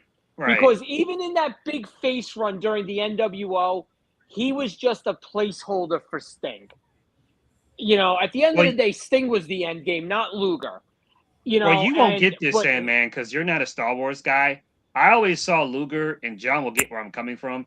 Luger to me is like if you made Han Solo a wrestler, because Han Solo. That's a good reference, Yeah, because Han Solo in the Star Wars movies, like by Return of the Jedi, like he's a full-on babyface. But like in the first two movies, in the first Star Wars movie, and Empire Strikes Back, he would have left your ass hanging. Yeah, you can never really trust Solo. Like you like them, but you always have like that one eye open. That's Lex. Yeah. He's like a face, but he could be like a dick at any moment. Don't get ballet started. Here come ballet. Right. Yeah, and for a cup of tea, like right before COVID fucked everything up, I thought Hangman had a similar vibe where like any moment it's like I feel like this guy's gonna beat the fuck out of Kenny, but they kind of toned that down when the fans came back. So it's hard to play that dick face. Because if you play it too well, at some point the fans are going to cheer you, so it doesn't really work anymore. But I have a soft spot for Lex. I know he's not the best wrestler, but I like Lex. Lex is cool. Yo, but you know what? I'm gonna tell you all this. I remember seeing this. I saw this at it was Halloween '94. I was watching this with my fam, right? And it came on. I think what was one of those shows the WWF had? It was what was it? It used to come on Sunday night. Sunday Night Heat. Sunday night. No, it was like '94. No, not by '94. Was it? Was it Mania? Was Mania? it Superstars or Challenge? I think it was Superstars came out in the So morning. wait, hold on, wait, we gotta wait, because we different different states and shit. You know, so we gotta remember that too. It was probably Superstars or Challenge based on the Yeah, time frame. Yeah, I did. What it was, I remember this. He was facing Bob Backlund, and Bob Backlund had choked him out. Like he choked him all the way out. Then you had the Tonka stomping him out. 94, he was done. I'm telling you, right cooked. after Mania, he was done. I'm telling you. And you had Savage. You had Savage trying to get him off. He couldn't even get him off. I say, what the fuck, yo? What was weird? What was weird about it? Yo, to John's point was like Brett won the title. You made me remember something, my dude. Y'all remember for a short period of time, Tatanka was doing $1 million dream. Not $1 million dream. He was doing a crossface chicken wing, if I remember. If I'm not mistaken, right? No, not Tatanka. No. Backlund that was Backlund, yeah. That's the name of the strain, the crossface chicken wing. I always thought the $1 million corporation was in the wrong era. That was the most random. That was the most random. It was random, but like 95 just unfortunately like it was the drizzling shits. But I always felt like what it is with the $1 million team. It was that they try to get over King Kong Bundy. It's like, yo, my dude, this ain't the 80s. Yeah. He was washed. I think it would have worked better like maybe 3 or 4 years earlier. Because it would have given like a Hogan or a Savage or a Warrior, guys like that, like obstacles to go through to get to whoever, you know. Like, and the thing was, like, no shade towards Bundy. No shade towards Bundy. Like, Bundy, he looked decent, but it just wasn't his time anymore. Yeah, a guy like Bundy, way more random. You know. Yeah. You know. But anyways, speaking of time. It's about that time, B. Oh, tell them, Terrence. Well, what's happening? First of all, let's talk about redemption, and then we're gonna go into the Dynamite call. Let's start with redemption and go into. Oh, guys, to tell Terrence. I'm gonna be. I'm gonna be honest about redemption. I think this might have been AEW's weakest show. Honest to God. I heard. I didn't watch it, but I heard that. Yeah, this. I was at work. I couldn't watch it. I wasn't gonna watch it anyway. Because I think me personally, I didn't watch it yet, but I think it was forced, and that's always been AEW's strong point when it came to their pay-per-views. They wait, like they give shit time to breathe. Let's not start doing shit like every month. You know what I mean? Nah, y'all good. Like what was it, like they had a pay-per-view like what, once every 2 months type shit. Yeah. Keep it like that. Yeah, they had good spacing between their shows. Yeah, what basically happened was I think everybody knows this at this point, but for those that don't, obviously the match was supposed to be Kenny and MJF, and obviously MJF's leg is more hurt than they thought. He's not so badly hurt that he can't be at All In. What is he going to be doing at All In? I have no fucking idea. But his leg was hurt enough that he couldn't prolong whatever. I don't know what he's doing. He's not getting surgery. Clearly, he's going to be there for All In. I guess he's getting rehab. Yeah, rehab. But whatever the case may be, he decided to drop the title to Kenny at that beach special. And the minute that happened, Redemption basically became a waste of time. Because that was the entire purpose of the pay-per-view. The minute that Kenny won the belt, you don't need this pay-per-view anymore. But TK decided to just go ahead and do it anyway. And that's basically happened. I had to work, so I couldn't watch it anyway. But even if I wasn't working, I wasn't going to watch that show. I was like, this is basically, I think John said the night of, it was like, let's make a Battle of the Belts special and turn it into a pay-per-view. That's basically what it was. That's basically what it was. I mean, listen, I know I'm not the biggest AEW guy, but at the end of the day, this was, I think, Sam, and you said it, it was forced, and it really didn't need to be, but they were handcuffed. You advertised it, you announced it, and then... So you made a TV special then? Yeah, but you know what? You can't go from pay-per-view to TV. Once you have it announced, you can't do that. Plus, Max they're got already hurt. Listen, do. shit happens, but I think the phrase I used was "this could have been an email." Basically, Yeah, like yeah, pretty much. Plus, they already have. Plus, they This already is like have a their TV version of special. yeah. This But you is gotta like have their more version eyes of on WrestlePalooza. like on like your TV product if you made it a TV special though. Yeah, but they already have a Yeah. TV special coming up, so it wouldn't have mattered. This was basically their WrestlePalooza. Like, let's not do this again. WWE, don't bring that back. AEW, don't bring back Redemption. Let's just move on and pretend like those shows never happened. Thank you. So The we part got that didn't make sense to me. The part that Well, didn't one make thing no I sense to me was when Jericho brought up the drill. I was like, "You motherfucker!" To me, Nah, that was actually pretty awesome. To me, though, Redemption, like, I'm not gonna say it was as bad as WrestlePalooza, but still, overall, I could have definitely did without this show. But there was some things that happened that I was surprised at. Like, Maya I World didn't. winning the title that was a surprise. Yeah, I didn't expect Maya World to get the title, but then again, she has been hot recently, so it makes sense. Yeah, So because she cooked in the Owen. Shouts go out to Maya World, B. Word up. yeah, you know what the problem is? Happy for her. What pisses me off? Maya World. We're gonna make her. We're gonna put this title on her. We're gonna launch her off. You would think. Yo, you mad far away. All right, hang on. Hang on. I know what it is. Yeah, I just want to make sure you know everybody can hear you, my dude. You know what I'm saying? Hey, Jada Uso was on NXT tonight. Hold on. Let John finish what he was saying. Okay. If he's still, Hello? you still there, John? Yeah. Here, hang on. Odds. Gotcha. Would you say while he adjusts his AirPods? What you said on Black Saw? Jada Uso was on NXT tonight. they still haven't even confirmed that. I don't care. I'm gonna call her Jada Uso. Oh my God! Let me stop, son. Can you guys hear me now? Yeah. Okay, so like I was saying, Maya World, put the title on her, maybe try to make a new star. You would think, let's put her on Dynamite, even if it's against whoever, right? She's not going to be on Dynamite this week. You know what she's going to be on, though? Fucking ROH. Why? What? Jesus Christ. She'll probably be on Collision for a while, too, so. Oh, she's definitely going to Collision. That's what I shot. What's that chick's name, man?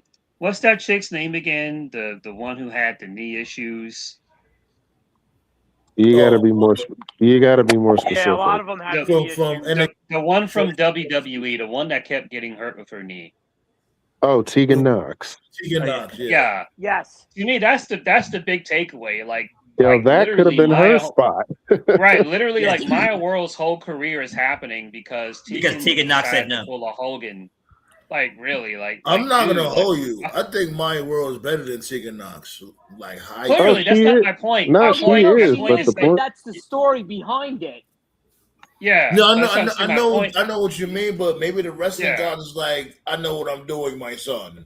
You know, right? And where the fuck is Tegan now? Like, you're nowhere, chick. What the fuck? Like, she's doing. She's doing. Girlfriend. That's the last thing I heard. They about to get married. Well, she's gonna get married to a woman, and she does OnlyFans. So.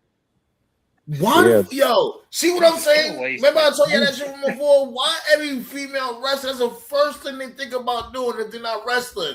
Well, time to strip. Well, she did say she was. That's the first thing they think about doing. Like, goddamn, did you ever think about going a quick trip for a couple of weeks, maybe? I mean, she did say she was hanging it up in wrestling. So yeah, that's what I'm saying. Wants her. That's what I'm saying. That's the first thing they think about. Like, you know what? Maybe I should take off my clothes. Like, damn, you didn't think of anything else? Like, that's why I have a soft spot. Like, most of the time, you remember from before? Like, you know what I'm saying, a woman or whatever will be like, you know what, that's the last resort. I gotta go to the club and make shit happen. You gotta hit the digital blade. Yeah, like that's the last resort. They ain't like, no, this is the first resort. Fuck that. These bills. That's why I have respect for Indy Hartwell, because she's a carpenter on the side. I've mentioned that before. But no, that's a nice business she's got. You know, Lola Vice does MMA. Like there is some landing spots for some of them, you know. But hold on, let's not go too far off course. Let's get back to the AEW content. Oh yeah, back to tell him, Terrence. Go ahead, my dude TK. Yo, go ahead, keep cooking. But like I said about Redemption, a few good points, but again, could have definitely did without it. And shout outs to Kevin Knight. I told you that dude would be a pillar. He showed out against Omega. Yeah, that was a very good match. Yeah. Didn't Seb say, yo, John, didn't Seb say he was going to win the belt? I'm like, nah. Like, I could see him going against Omega, but I didn't think, I never thought he was going to beat Omega, but. Did John see that? John, you still there? I think he said I never said that. I said it was pointless. I never said he was going to beat Omega. You said that Sap said he was going to win. Say what? Sap said he was being considered to win. Oh, okay. Yeah, which is what do we do? Like when motherfuckers do that shit, it's like, yo, you gotta throw that in there. Like, hey, I didn't say he's gonna win, but I threw it out there, so just in case he does win, no sense. I predicted it. So based off that logic, Knight wins, and then you do Ospreay and Knight at All In. That's not your main event. That makes no fucking sense. This is where this show fucked up. Kevin Knight's supposed to win. Kevin Knight's supposed to win the AEW title. For more information, go on my paywall. Like, wait, what? Regardless of that, this is where AEW is fucking infuriating. Okay? Because you book these same 5 or 6 guys. New champion here. Here comes the 5 fucking cockroaches out of the wall that want the title shot. Out of the 5 or 6 of them, 3 get shots. They all lose. John, I wouldn't go that far calling them cockroaches. I mean, come on now. All right, whatever. Sorry. But they all pop up. It's been wash, rinse, repeat with the last couple of champions, and it's getting to a point where if you're not going to pull the trigger on these guys, Knight has had 2 title matches already. Has lost both of them. Brody's had how many that he's lost them all? I don't give a fuck. The minute Ospreay wins the title, if Brody comes out and says, I want a title match, I swear to God, I'm throwing a fucking brick through my TV because we're done. We're done. We're not going to do that, though, John. We're not going to do that, though.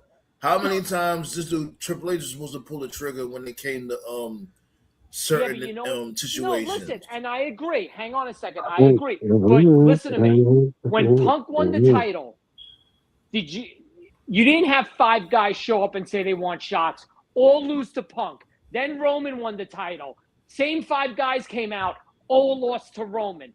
You know what I'm saying? Like, it's... My thing is that I don't care what nobody say. That episode of Stranger Things, Braun Breaker was supposed to beat Punk for the World Heavyweight Championship. I stand on that. And I stand on this. I do think that was the original plan coming out of October. I agree with you. I stand on this. I don't think Braun Breaker should have had that title shot. It should have been Bronson Reed. But I got word today that after Oba beats Brock, that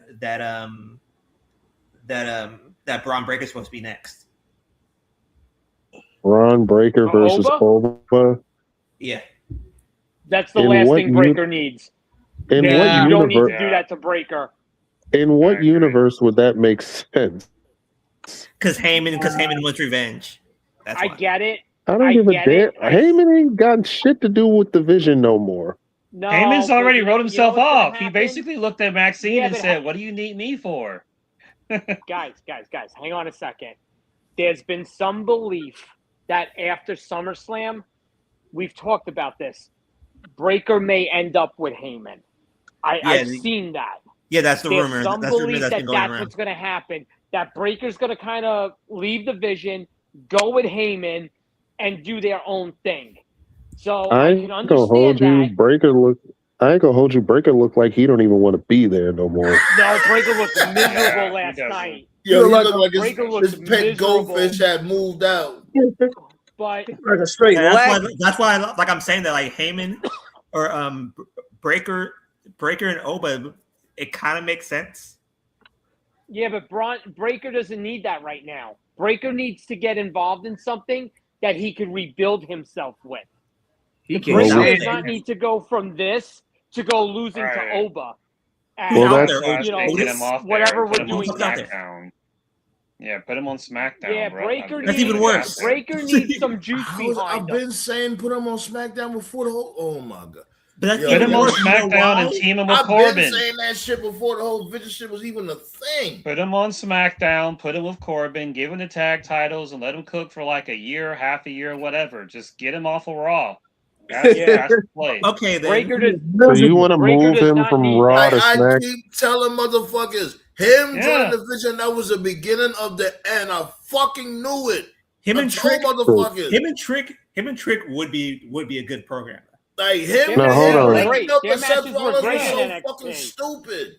Now hold on. Go back first. Here's the play. I already said it. Put him on SmackDown, pair him up with Corbin, and John knows where I'm going. Let him do the beer money thing, where even though they're teaming together, they can never still be bear money. Never. So you want to? No, you're not hearing me. What I'm saying you is, want to move him from Raw. You want to move him to SmackDown from. Teaming, but they're still doing single stuff. Like they can be a team, but Corbin can chase the U.S. title, and then Braun can occasionally chase the WWE title while still teaming. Not So like kinda like- we're a tag kinda team, like- but we're not going to have kinda like singles Harlem careers. Heat towards You know the what I'm saying? But you want to move him from one team to another team. Exactly. But kind of like Harlem Heat towards the end, right? That's what you're saying? No, Yeah. like Braun Breaker should be by himself. That's it. He's not ready, bro. He's not ready, but to be by himself. Because if he was, What? he would be doing Yes, that now. he is. Hell If they yeah, thought he that, is if they ready. actually thought that, he would be on his own. The fact that they're doing this Judgment Day vision bullshit, that tells me they don't have confidence. Now, He he can't should talk. be in a better spot, absolutely. But the fact that he's in this group still, that tells me that creatively, they don't trust him yet. He can't talk. Like his athleticism is top notch, but he can't talk. But come That's on, why he's does gonna he end up really with need to Heyman. talk? These motherfuckers ain't telling no damn stories. You don't need to talk. That's why he Okay. needs Heyman. As long as they can make people bark, that's all that matters. Right, like yo, that shit. That's the only thing that got him lit. He came through, tore shit up, barked at the crowd. The crowd was barking. The shit was lit. They didn't have to do much. Like The the only- fuck? like the only- Let's Yeah. really be real. What the fuck is these motherfuckers doing right now at the top of the fucking card? Like, Kissing what Danhausen. they really doing? Like, come on, B. Like What the you only not talking non-talker- about here, son? Let me only ask you non-talker guys that's this. making Hang it- on. Go ahead. Let me ask you this. Give me. Let's say he breaks away from the vision the night after SummerSlam. Which is We're a strong going- possibility.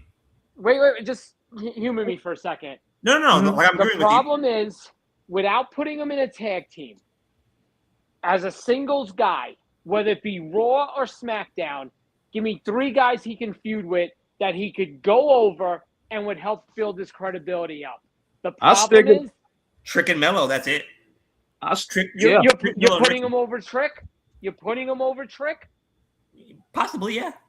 Not possibly. I think that there's more commit. people on SmackDown for him to. Well, let me rephrase that.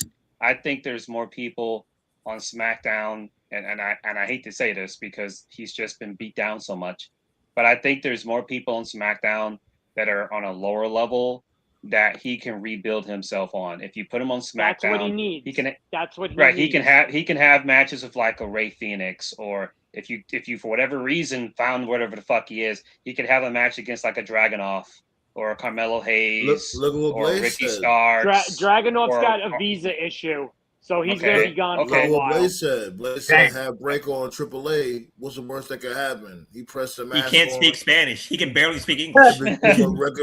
And there's Are really you serious? nobody. Omar's is there. Can he speak Spanish, my dude? Umar, He can barely speak English. They don't He have can O- Putting him at period. AAA. They not having Omar's talk. He's just Yeah. standing there being a giant. He don't need to. They don't give a And the fuck. problem with And putting him at Man, AAA, fucking pussy. there's nobody Like, who this can dude work had with the that. belt, and he gonna give it right back to Rey Yeah. Mysterio. Like, I would have told Well, Rey, get your little goofy ass. I would have. There's other people too. There's Royce Keys. There's Damian Priest. There's more Priest mid-card would be a good guys. feud for him, but I think Priest Right. is turning heel. Right. There's more. Yeah, Priest is on guys Triple on A. SmackDown. Priest There's is doing more mid-card AAA guys. stuff. Yeah. There's more Yeah. mid-card guys Dynasty, on what's SmackDown going that are on, my not dude? doing anything It right is now. kind of They're not it doing is kind of anything. it is kind of slim pickings on SmackDown. I'm looking at the roster now. Yeah, but he can't stay on Raw because Raw's got Oba, Roman, and Fatu. He's not going over any of Yeah. those guys. No. He needs to Yeah. get the fuck Nah, off. but you Raw. know what? They You know really- what? They really got a To good fix this roster, problem, B. I'm you know what? telling you. But to fix this problem, Sandman is right. Have him be on SmackDown and clean shit up. Pause. But that's the thing, though. Like, shit is a little different now. That's the But difference. again, with who? I was saying he should have been on SmackDown from before he even went on the Vision in the first place. At that time, SmackDown was a different landscape. Shit is a little different now. It's different now. Yeah. He They would have got went put him last. towards the top of the card, though. See, when he was Like, feuding on with SmackDown, Seth, his wrestlers, you I gotta would put have him had towards that. top. They had a cage match, right? Did Seth and Brian have the cage match? That was the cage match. Yeah. Yeah. See, And he I would have booked it. lost. I would I have told booked it you. as loser. I would have booked it as loser leaves Raw. Like this brand isn't big enough Yeah. for the two of us. That's what I Yeah. would have did. I told you. I would have. Seth beat him. Yeah. I told you. I felt that match. I told you. I felt that match should have been the King of the Ring finals. It would have hit more. And Yeah, you did say that, though. You did say They that. were shit, both, though. and they were It would've both made in the sense. tournament.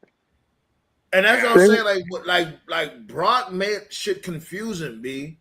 He really did. Him coming back and not letting that retirement rock at Mania, he made shit confusing.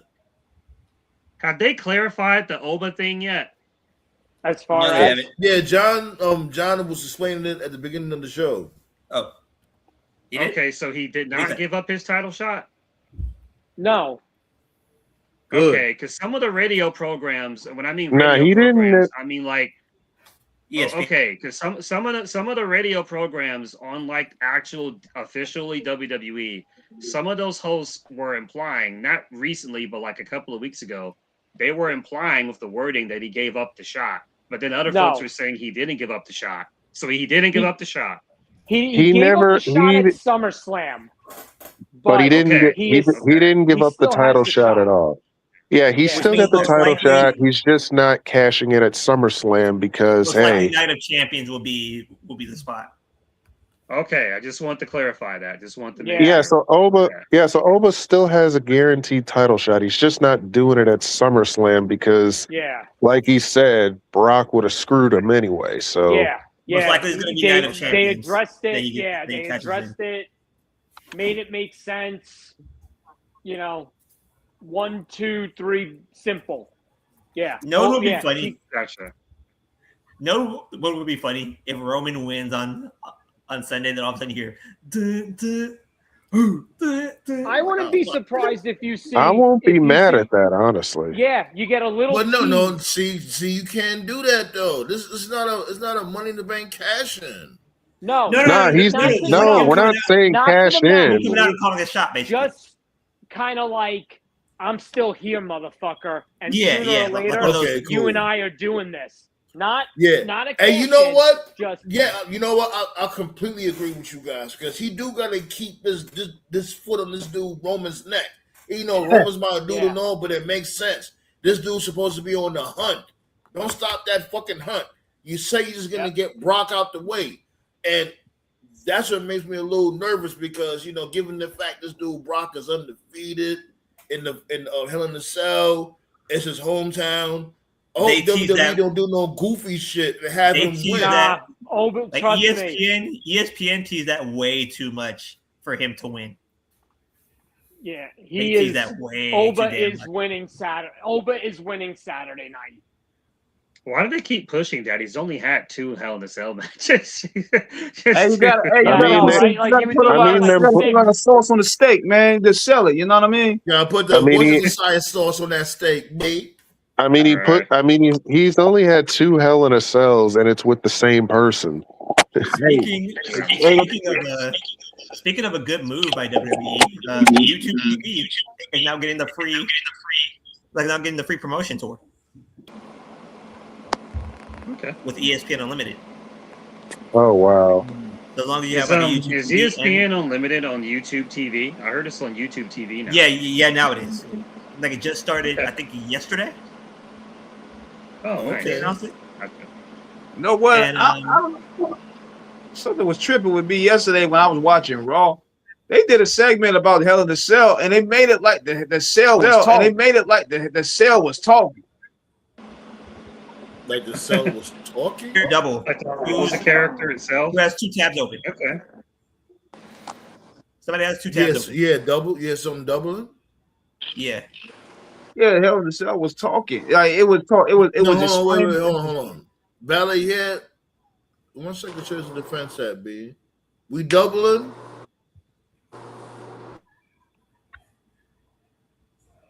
One, two.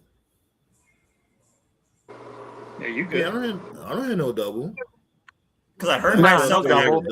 King Eric twice. Say something real quick, King Eric.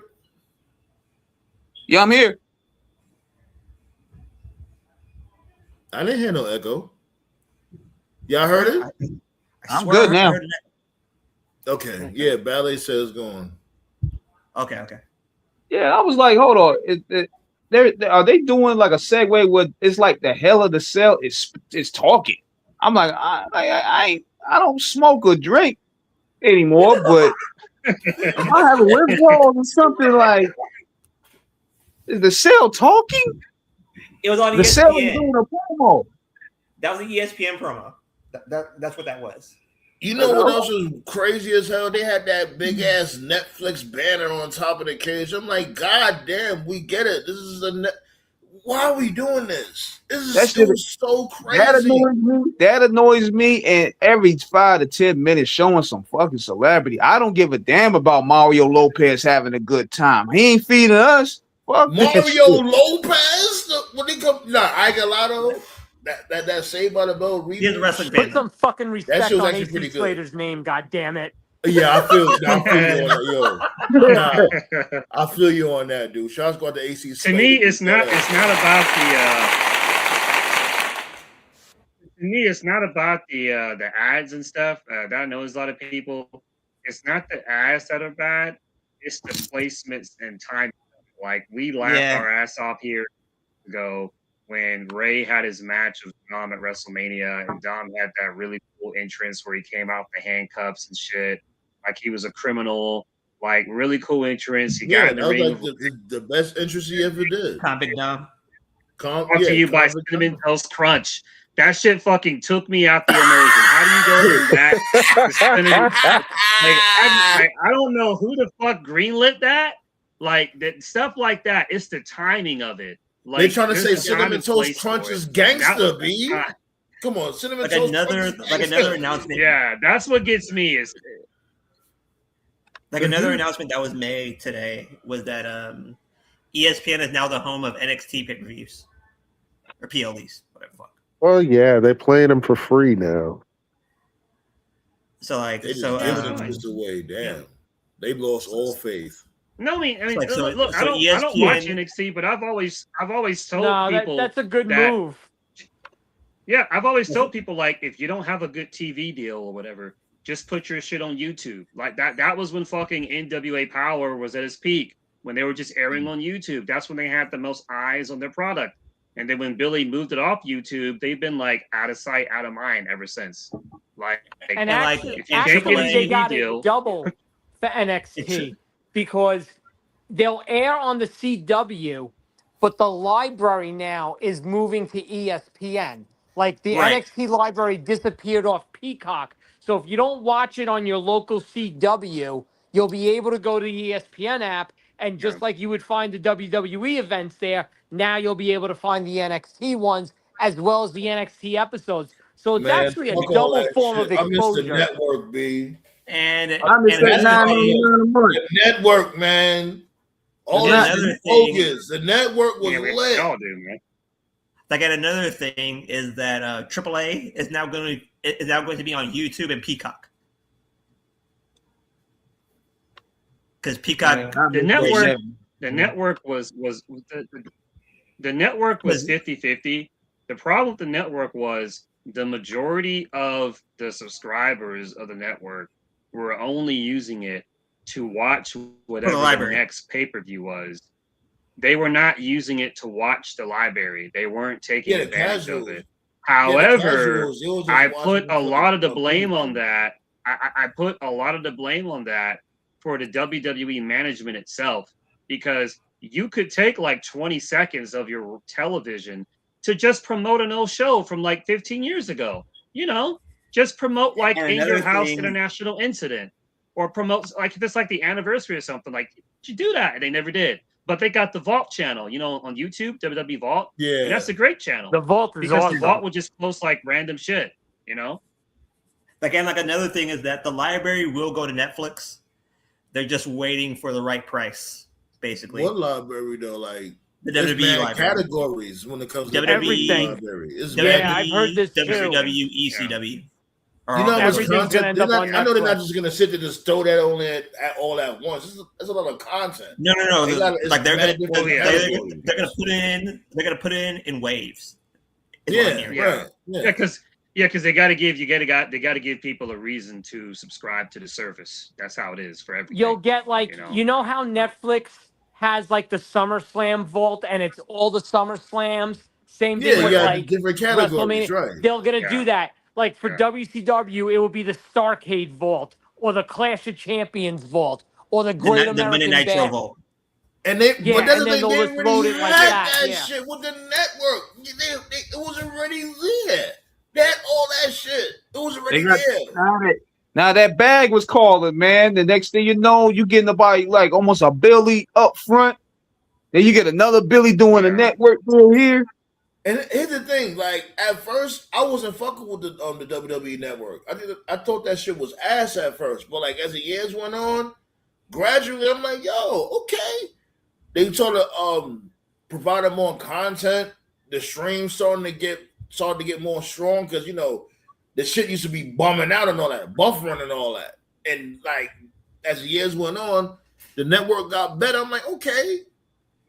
You know what I'm saying? Like WWE had all types of random type content.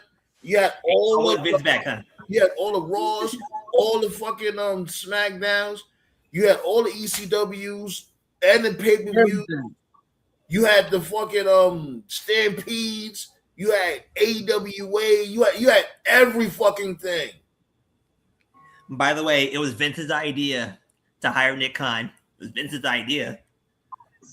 That's Triple H's people's. Y'all gotta go back to that episode when I broke down them text messages. That's Triple H's people's. Triple H's he's right. No, he's right. Vince brought Nick Khan in. He's right. Nah, I'm telling you.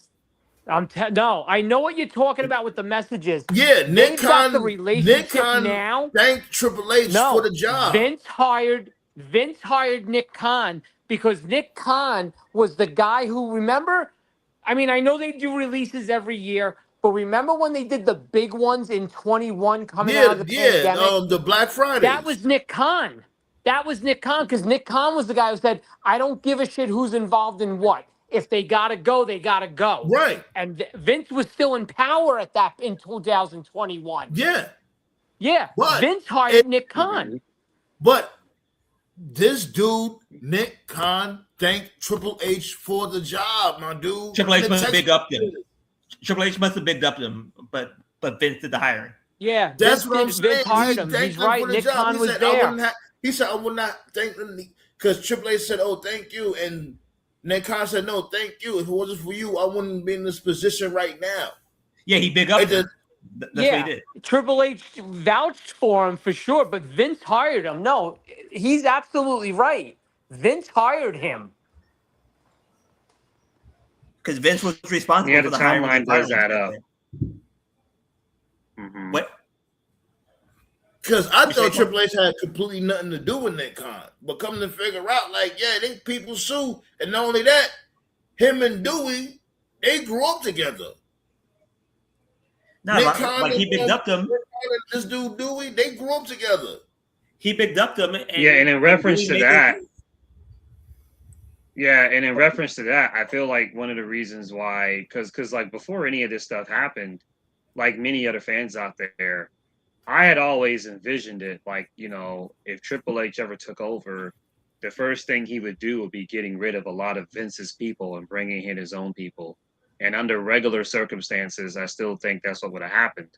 But this is not regular circumstances. It's not WWE anymore. Now it's WWE TKO. And I think one of the reasons why Triple H keeps Pritchard around and he keeps Michael Hayes around is because he knows them, he's familiar with them, and he trusts them in the sense that he knows they're not gonna fucking stab him in the back. You're part of the old guard. He can sleep. And that's when you see The Rock. And The Rock in the background working. I'm telling you, he trusts them over the TKO people. So like if they bring in TKO people like Triple H, this shit is dead. They bring TKO people, man. This shit gonna be done in about a month. Yeah, but the problem is that the fucking Pritchard and Hayes aren't good either. They fucking suck. So maybe they should bring in the TKO people. No, The Rock would have bring in Gerwitz. Yep. That would have been Rock's answer to everything. That's his guy. Brian Gerwitz. Yeah. Hayes isn't bad. Hayes isn't bad. If Triple H would have brought in his people from the jump, it would have been like it would have been the dude from TNA. I've got his name. Borash. Jeremy Borash. Yeah, Borash. What like it would have been Borash and Nick Khan. Yeah, JB. Nick Khan and the why am I forgetting their names? Hold on a second. What, Abyss? No. Rude? No. The black guy. Ryan Ward. Ryan Ward. Yeah, motherfuckers be sleep on my dude Ryan Ward. Be like, I don't like it would have been. You don't get a lot of recognition. Like it would have been Ward. Like it would have been Ward, Borash, and Nick Khan. Those are the three that he probably would have trusted the most. And Regal. Definitely Regal. Yeah. I'll even throw in Train. I'll even throw in Train. Yeah. Don't forget what I mentioned a couple of weeks ago. Don't forget what I mentioned a couple of weeks ago. I would also add in, probably for the next 5 years, adding Cody and Punk. That's their end game for sure. Oh yeah, Punk. He's definitely gonna be an NXT coach. Yeah, Punk's heading to NXT. Yeah, he's gonna take over HBK when HBK is done. Yeah. Either he's gonna have AJ just started in NXT. Styles is now an NXT coach. Yo, did they come up with a name for Styles' son and this dude Gallows' son tag team, the Son of a Guns? No, not yet. I know that was corny, but hey, that was funny though. Is that dude just as whack as his pops? Who? Gallows' son. I don't know. Because that dude. I remember AJ streamed with. I remember AJ streamed with one of his sons, and his son had on the shirt that said it said "Virginity rocks." Oh my god! Oh shit! AJ, you poor angel. No, but AJ, when AJ said, I think they're like a TNA program. He said, "I don't want to be around fans." Wait, huh? But yeah, I didn't know that AJ had produced the Rocco and Tony B match. Yep. He was involved in that. That was a pretty good match, though. Yeah. That's the first match AJ produced. In producing it. Yeah. Yeah. but oh my god, but like Booker T needs to be on he needs to be on the main roster broadcast because my god, that dude is funny. Yeah, I don't get that. I figured they would have been called them up to the main roster, just for a little tryout because he's goofy or whatever. But he probably don't want the schedule. He doesn't get along with Graves. Him and Graves don't get along. That's what it is. Oh yeah, I forgot about that part. Here's the thing with Graves, right? I'll say this: like Graves sometimes has good nights, but when his nights are bad, oh god, they're bad. He tried too hard to be like he tried too hard to be like Jesse and Bobby Heenan to me. Yeah, exactly. You notice that shit too, right? Nah, but Booker T's guys are on SmackDown. Booker T's guys and girls are all on SmackDown. You talk about I always remember like when they sent him to NXT and he just had that look on his face where you could tell like he didn't want to be there. And I'm like, dude, like, come on, man, you're on camera. Like, at least pretend. Like, be pissed when the camera's off you, not when you're on camera. I like Braun Breaker over there. Like I swear, Booker T makes it sound like he's about to bust the greatest freestyle of all time. Every single time trick song comes up. He's like, oh yeah, man. Oh yeah, man. Shucky ducky quack quack. Jesus. He gets it over though. I give him that. Like, yeah, remember his Fave 5 on SmackDown? It changed like every week. Yeah, just move Lola Vice and Stephanie Vaquer over to SmackDown, and you have his entire group in there. Just move them to SmackDown. That shit would have worked. You never watched the Raw reality of wrestling? Yeah, he's funny on that. Sometimes a little bit of it, yeah. Yeah, me too. A little bit here and there. Try to catch a couple of things. Like I remember when I guess he was pitching a big storyline between him and this dude. What's his dude name again? The Low Simone dude, Zilla. Zilla, yeah. No disrespect. I love Zilla.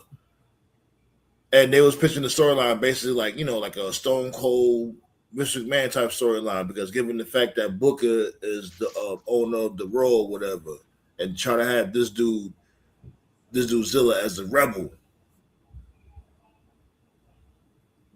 Like I'm telling you, man, like because like we were talking about Mike Santana, he was like, yeah, I know that guy, man. Like yeah, we all know that guy. Cruz Montana. The eyes, Chico. They never lie.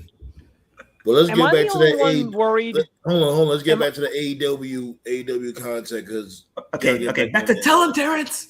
Yeah. Yeah, they just came through from a pay-per-view, so they're not really advertising much just yet. So, no, I'll say this though. Hey, Bucks versus Cajun Colt at All In.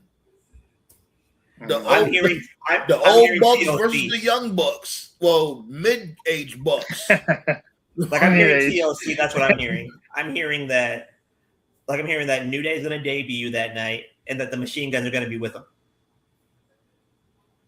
Yeah, the contracts is like the no competes is running up, right? Because you see these dudes pulling up. Who's Shaw and what's the dude name? The other dude name that was with Shaw. Joe Gacy. Joe Gacy. Yeah, they pulled up as a tag team at a promotion. Yeah, the released guys became free on Thursday. I think New Day has like another week or two because they were after the releases. As far as what's going on, the Guns are definitely signed. They're still, and I've heard this a bunch from my guy at BO, and Sap kind of commented on it, and somebody else did. They're not, as far as New Day goes, everyone expects them to go there, but they're not, that deal is not done yet. They are not there on money. And that's going to make it a little interesting. Yeah, they won $3 million each. And apparently, Woods did something with Omega. He did some sort of video game vlog or something. They was playing Street Fighter at one of them conventions. And he pretty much said he's in no rush. He's like, he wants to enjoy the summer, spend time with his family, and all this stuff, and then whatever. So, you would think All In would have been the spot to do the match. I mean, if I'm Tony, that's the match I want for my biggest show of the year. Excuse me. Or I would at least want them to debut at that show. Yeah, that's the rumor. That the rumor is that they want to do a TLC. Yeah, but the problem with the guns. Also, I would also like to point out that maybe minor may not mean anything. Andrade made an appearance on Selena Vega's most recent video. Yeah. She posted a video on her YouTube. Yeah. Where she rebranded herself. So again, just an appearance. She hasn't signed anywhere. Nah, like for the OGs out there, especially when it comes to the black and gold OGs. Come on, dude. Her new name is Zelina with an X. And Kyrie signed with Barry Bloom, he's a big time agent for a lot of wrestlers, but he's got very strong ties with more AEW. so to the AEW roster. She's probably going to work out a dual contract. I bet she's probably going to work out a dual contract. I can see her like working with Stardom and AEW. You know. So, because I believe Thunder Rosa also has a dual contract because she works with CMLL and also AEW. So, they still do. Speaking of women in AEW, I'm loving what they're doing with the the Brawling Babes? Like they're like the female version of the Birds. Yeah, the Brawling Birds. I love them. Birds. Yo. Yeah. I love them. Like that's what I was like. Yeah, this is how you book characters. Like yo, I like the entrance that I like the entrance they gave Megan and the other chick. I can't think of her name right now. We're not talking like about on the her. screen. We're They're talking.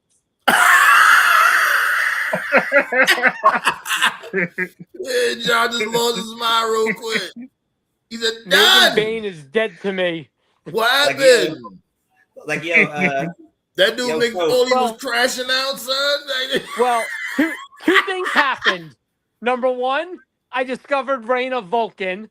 And number two, Megan Bain wore a fucking hockey jersey on, what was it, Saturday or Sunday, whatever. She covered those things up. Reign of Vulcan is one drop kick to the chest away from totally popping out of that shirt. I know who you're talking about now. Yeah, she hit like an armbar and almost one of them popped out. Fucking brawling. I know who you're talking about now. Talking about Nikki Blackheart, right? Yep. Nikki Blackheart.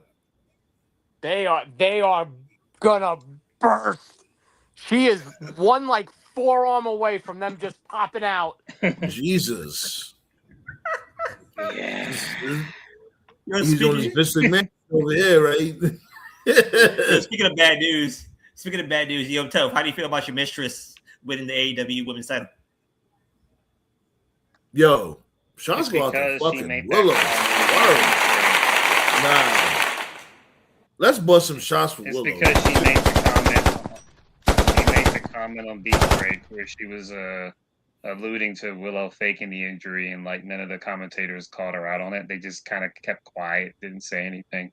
So yeah, there definitely was some shenanigans there, because at first we thought it may have been like a Mr. Kennedy situation where it's like, oh, minor injury, not a minor injury, but like, oh, major injury, then it was misdiagnosed, and we found out, oh, it actually wasn't that bad.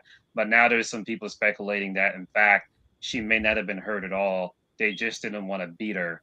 So like, oh, we'll just take the title off of her, and she'll strip it. Well, we'll pretend she's hurt. She doesn't take the pin, and that way she can win some gimmick match to become the like. That's what she was saying on commentary, and she like was a drunk, dumb so bitch. you know they had to punish her for it.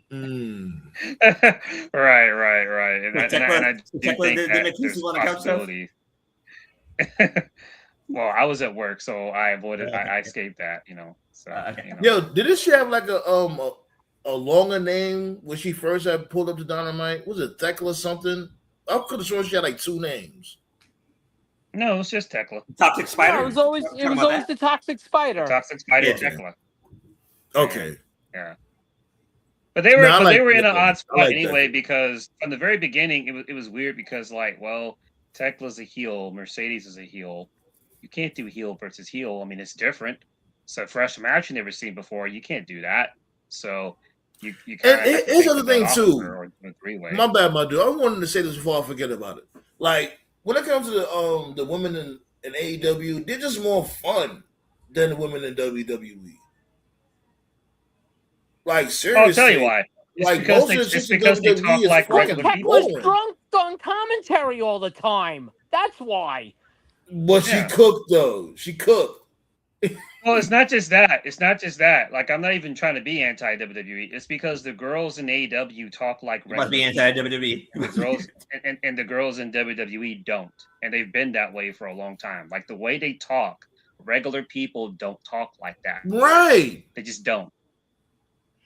So, but I get it because that's the WWE way. They want them to come off larger than life. I get that, but it's just not relatable. They don't. The way they act, it's not normal. Just act normal.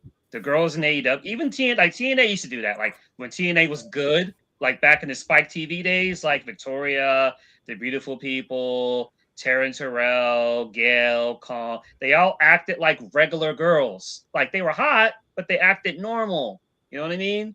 Like more of that. Like some of the WWE girls act normal. Like Chelsea.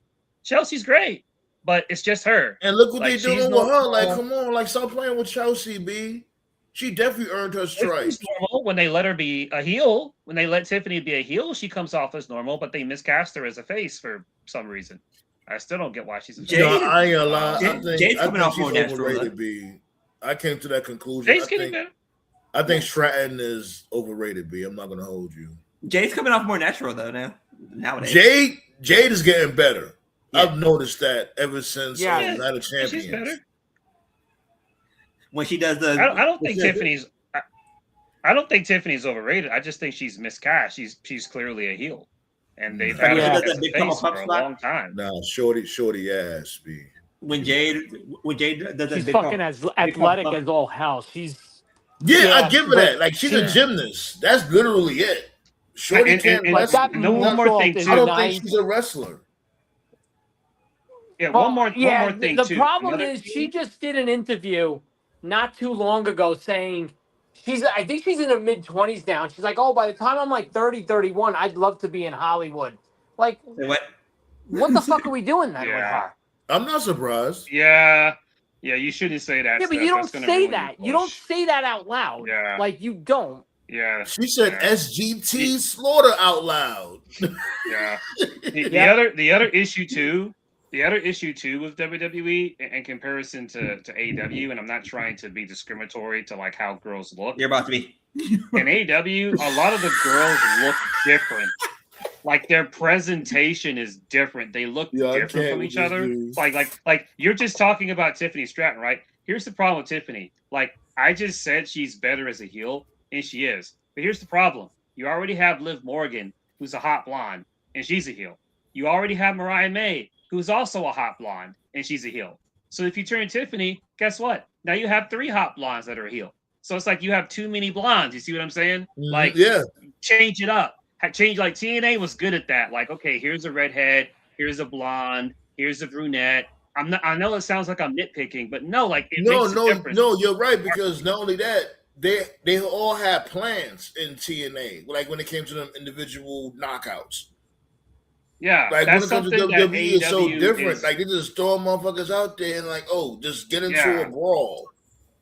That's something that like AEW does better with their girls. All the girls look different. None of them look the same. Tekla looks nothing like Mercedes. Mercedes looks nothing like Willow. Chris Statlander looks nothing like Queen Amanada. Queen Amanada looks nothing like Harley Cameron. They all look different. They all stand out. But in WWE, there's a sameness to how they look, to how they act, to how they dress. And it wasn't always like that. They were different in the Ruthless Aggression era. Even the Divas era, they were different. But like right around like, I don't know, man, like 2016, 2017, it's like they all come out of a factory. They all look the same. They all act the same. It doesn't help. When Tekla said, You're not, or no. She said, I don't like dumb bitches, and all I see are dumb bitches. I was like, I like her. Right. But I like some of the chicks, like the Soruka chick. She's different. She's got like a little kind of a different flair. I like her. Lola Vice is good. I've always liked Chelsea. She's been great. Chelsea's great. Like Lola, them dudes they did with her US championship reign was bogus as hell. She could have been warming that US championship up for Jordan Grace. Because remember, that's when Jordan Grace was about to get called up for NXT. They could have had good. I mean, like she makes her like you want a moment this weekend? Shock the hell out of everybody and put the interim title on Chelsea. I thought about that too. Yeah. Huh? John was saying you want to shock everybody, have Chelsea Green win the interim women's championship. You know Triple H is gonna. Let's really. That's not what I'm hearing. You know Triple H is gonna do that shit. You know Triple H lives for moments like this. What I'm hearing, I think they're gonna put it on my pissy Lash. I think they're gonna put it on Lash. That's what I think they're gonna do. Nah, they putting on Chelsea Green. What I'm hearing is gonna piss you guys off. Mm-hmm. You guys well, want me to tell let's see who the last person is on Friday because there's still one more spot. But like I said, if you wanna, holy shit, they did it. You go with Chelsea. I know what Black Star's about to say. The last spot is going to be AJ Lee. Exactly. She's supposed to win it. Mm-hmm. Setting up AJ Lee versus Rhea Ripley. That's a total WWE move. They would totally do that. Yeah. I knew who you was going, my dude. Totally you know, I'm right here with it, B. I'm right here with it. I know. It's not going to be Rand of the Century bad. Rand of the Century bad is going to be the second that. And I hope they do something. To John's point, I hope they do something to add Carmelo into the U.S. title match.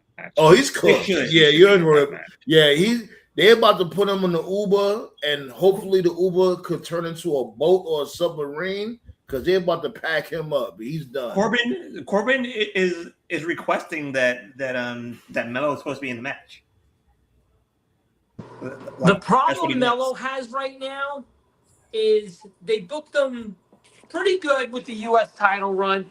They've booked him as a solid face. The problem is how he only had was matches. He had no story, nothing. No, listen to me. No. Wait. I mean, as far as he's positioned, you know, he's a clear-cut face. That's what I mean. I'll give you that. The problem is him and Trick work good together when they were against each other because you can't put one with the other one and have someone take a secondary role. They're both past that. The problem I think they're having right now is Melo's the face. Trick is 90% face. And I think they don't know how to interact them right now because you don't want to turn Melo because then that's like, oh, that's the obvious like but here's pop out move. Here's the other thing you forgot, right? Wrestling policy. We don't want new. What happened with Saints? Saints got hurt. Saints got hurt working with Gunther and Punk and Cody. Really? I didn't know about that. They were doing tag matches. Oh wow, I didn't even know about that. Yeah, Saints was teaming with Gunther against Punk and Cody. So, you know, it's a good spot for him. So I'm just guessing. I wonder if that's the problem. Like, we know we have to put them together, obviously, because that's the obvious match. But how do you position it? Because one thing about this SummerSlam card, especially up top, okay, take what happened at MSG out with Rollins. Who's the heel and who's the clear-cut face in Rollins and Roman? Same thing with Punk and Cody. I think it's only 2 matches, but I think there's a little too much gray area that they normally don't do. So if you did Trick and Melo, you know, let's say you did Yeah, well, freaking Mellow at yeah. SummerSlam straight up. That'll be You 3 would have consecutive 3 face matches matches. with no defined heel and no defined face. Yeah, 3 consecutive That's face. not what they It's do. a big problem. Yeah, it's a big problem because we were talking about this before we went live. To me, one of the bigger issues in modern day WWE is there is a lack of heel credibility. It's a bunch of, as John said, it's a bunch of baby faces and gray characters. Cody is a face, Punk is a face, Roman is a heel, but the fans cheer him. Alba's a face, Brock is a heel, but the fans cheer him. Trick Williams is supposed to be a heel, but the fans cheer him. Jacob is an ultra face, even though he's an ultra heel. Yeah, Jacob is like a badass like tweener, but the fans like him, so he gets cheered. The Usos are clearly like the Usos don't like the confusion that people have for the Death Riders is the confusion that I have for the Usos because they're supposed to be faces, but they're back to being Roman's cronies, which means doing bad things. They're booked but as being heels. That's what I'm like, hearing. what the fuck are they? Yeah, so like there's a very serious lack of heel credibility. And it's one of the main reasons why but the fans love them. The company has been hurting They for a can't while. leave. That's one of the main reasons why I don't really care too much for Cody, because if Cody's champion, he doesn't have anyone to fight because they got no heels. And it's like when you look at some of the people they do have, like, all right, Drew, he's out. KO, he's out. Orton, he's out. Braun, he's cooled off. Dom, he's cooled off. Maybe not only that, they don't want to come back either. Like how loud? Right. I'm out now. Don't even want to come back. Like the fuck, situate this shit. Get this shit together. And I'm gonna tell you how this dude fucked up the ecosystem. Here's how this dude fucked up the ecosystem. Right. Not only he always had heels going up against each other, or faces going up against each other when it comes to important matches. Like I keep on saying, there's no story. We don't know who these people are. You know what I'm saying? Like I keep saying. Nah, you know who they are because they're the same top guys. We really don't. Like I'll even say for the all right, I'll even say Roman Reigns. Okay, you're the tribal chief, but that like okay, like what tribe, motherfucker? The 755 Samoan goblins. Then have segments like that. So remember, we had spoke about this shit years ago. They never had that fucking vignette when this dude Roman could be like on a throne or something, talking to a whole bunch of Samoans like he's the king of the tribe type shit. Yeah, that's what I'm talking about. Yeah, like he never did something like that. That goes back to when they did that thing during the pandemic when Sika and Afa put the Ufafala on him for the first time. Right. With all due respect, because they do this sometimes. Like, well, not anymore because the MFTs are over. But and I mean this respectfully, whether it's the Tongans or whether it's the Bloodline, anytime they mention we got word from the elders, it annoys me because I'm like, who the fuck are the elders? Because most of them are deceased. So I'm looking at like the bloodline of the people who are alive. And I'm like, the elders, well, are you talking about Haku? Are you talking about Rikishi? Are you talking about The Rock? Because everybody else is gone. So who are the elders? And I guarantee Can you please you're right. You're 100% right. And I guarantee you they're doing this to keep any hope of people who want it that, oh, don't worry, Rock's going to come back eventually because Rock's pulling some strings behind the scenes. That's probably who they're talking about, and that's why they're keeping it vague. So basically, I don't like it. That's supposed to be doomsday. Like basically, the end of this whole bloodline shit is when Dewey takes the whole thing over. That's supposed to be end game. No more bloodline. No, I think listen, if you're gonna do it in Saudi because from what I'm hearing, this is gonna kind of be a non-canon Mania. Do it in Saudi. Right. Have Roman murder that bald prick and get it out of. Everyone can get it out of their system and be done with it. Then have Roman be the new high chief instead of him being the tribal chief. All I say is this, man. If you want to, All I gotta say is this: whatever money matches that they want to do, they need to do it before this year is over. So if you want to do Roman Oba, do it before this year is over because Rock's gonna fuck it up next year. You know he is. So to get it Yeah, out of the like system now, especially when it comes to this bloodline shit, just needs to end. Like seriously, yeah, like this shit really needs to be done. Like, come on, B. They trying to keep milking this damn cow. The cow looking like a crackhead right now, B. There's no more milk Well, left. apparently the story is Rock promised Roman. But the problem is, I'm sure when he the fuck did. are we doing this? The problem is, when the fuck are we doing this? 23, we didn't do it because we couldn't figure out the story. No, your bald ass just didn't want to lay down for 3 seconds. 40, everybody said, fuck you, we're not doing it. 41, you fucked up everything, and then you fucking ran away and then fucking tried to spin it like you did everything right. 42. Nah, B. Nah. Triple What? H had Nah. more. He had more than No enough time to fucking. figure something That out for wasn't. No. Mania 41, B. We're not gonna Bullshit. do that. He had Bullshit. more than enough If it time. was Hunter, Rock wouldn't have needed to go behind everybody's back and go on McAfee's show and do that bullshit interview. Oh, I sent Cody and John a text message and told them you're in control of this now. The fuck you did. The fuck he Didn't he? did. But remember that the McAfee interview was after Mania though. And he Look, had we told talked him, about like, this yo, before. he told these motherfuckers this shit months in advance.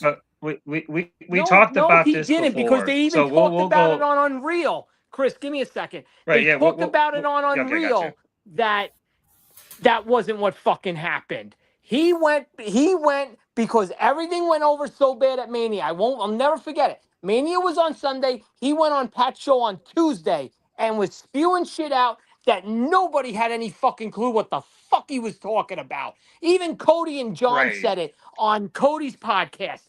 And Cena said it. We were left with our dicks in our hands trying to figure out what we could do. And that's why we just said fuck it. And Cena even alluded to it in the interview when he turned face on that SmackDown before SummerSlam. I was promised a bunch of shit by people who, when things went rough, fucking packed up their shit and ran away.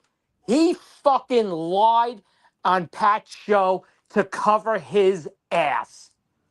And he left And what I everybody to hold the say bag. is, Because when you've got 9 people saying the same story, the fucking 10th person who's saying, no, that's not what happened, is the one that's fucking guilty. And in this case, and listen, Hunter's guilty on a lot of shit, but Hunter is not guilty on this one. well, to me, all of them were guilty. I'm not going to put the blame on The Rock. All parties involved all shared the blame for what happened with that situation. We've talked about this before. We'll go through the Cliff Notes version. I won't be as colorful as John just was. The Cliff Notes version was that they had Cody and Cena penciled in. That was the match they were going to do with Mania. The problem was they didn't have the path on how they were going to get there. That's okay. That happens sometimes. So they called Rock in to do Elimination Chamber. That was March 1st, right? Here's how it went. And we did this already. Black Hang Star on, left stop his right ass there off. 1 second. Chris, stop right there 1 second. And I'm going to tell you why that's not fucking 100% true. Because you know what? Go back to Cena's press conference the night after the Rumble. That was the first time. Yeah, I get where you're going. I get that. I get that. I'm going to be in the Elimination Chamber. I'm not going to have to qualify because me being in the main event of WrestleMania and winning my 17th title is what's best for business. And I remember it like it was fucking yesterday. It was like, wow, that's a really odd promo from Cena. And then the Raw the night after the Royal Rumble, even Cole mentioned it. Those were odd remarks from Cena. So the fact that, oh, we don't know what to do, we don't know how we're going to get there, it was fucking bullshit because the plan was in place from the Rumble on to turn Cena. Yeah, but turning him just based off one promo, that's very rushed. Wouldn't you agree? You need to do a little bit more than that. I actually think it would have made more sense then.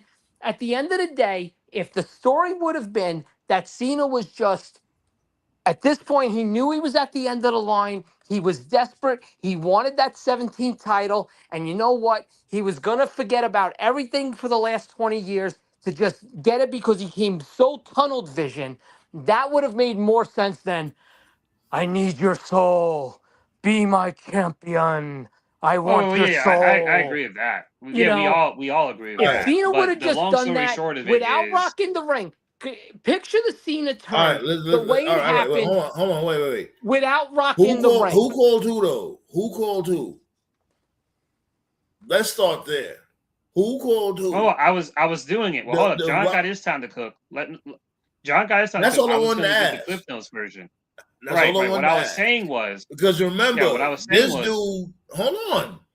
Remember, this dude called The Rock. Remember, The Rock had nothing to do with nothing. Like he's to the side. These dudes that have Nick Khan called Rock because they want to sell tickets to the Elimination Chamber. Nick Khan said, "Hey, we got to move some tickets." He called The Rock to show up. So The Rock was not supposed to be at that show. He was not supposed to make an appearance. Nick Khan called him. When he called him, I don't remember. It was like a couple of weeks before the show, but the chamber was like March 1st. So I guess tickets weren't moving the way that they wanted them to move. I thought the tickets were moving fine. Nick Khan disagreed. But yes, Nick Khan called The Rock. Rock showed up last minute. So Nick called Rock. I'll give you that.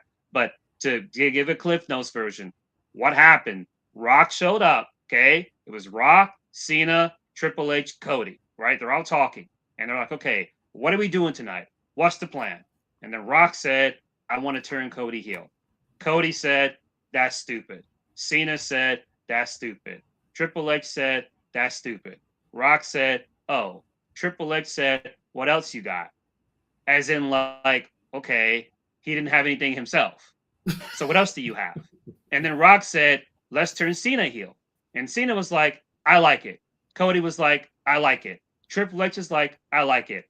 Rock's like, okay. And that was the conversation.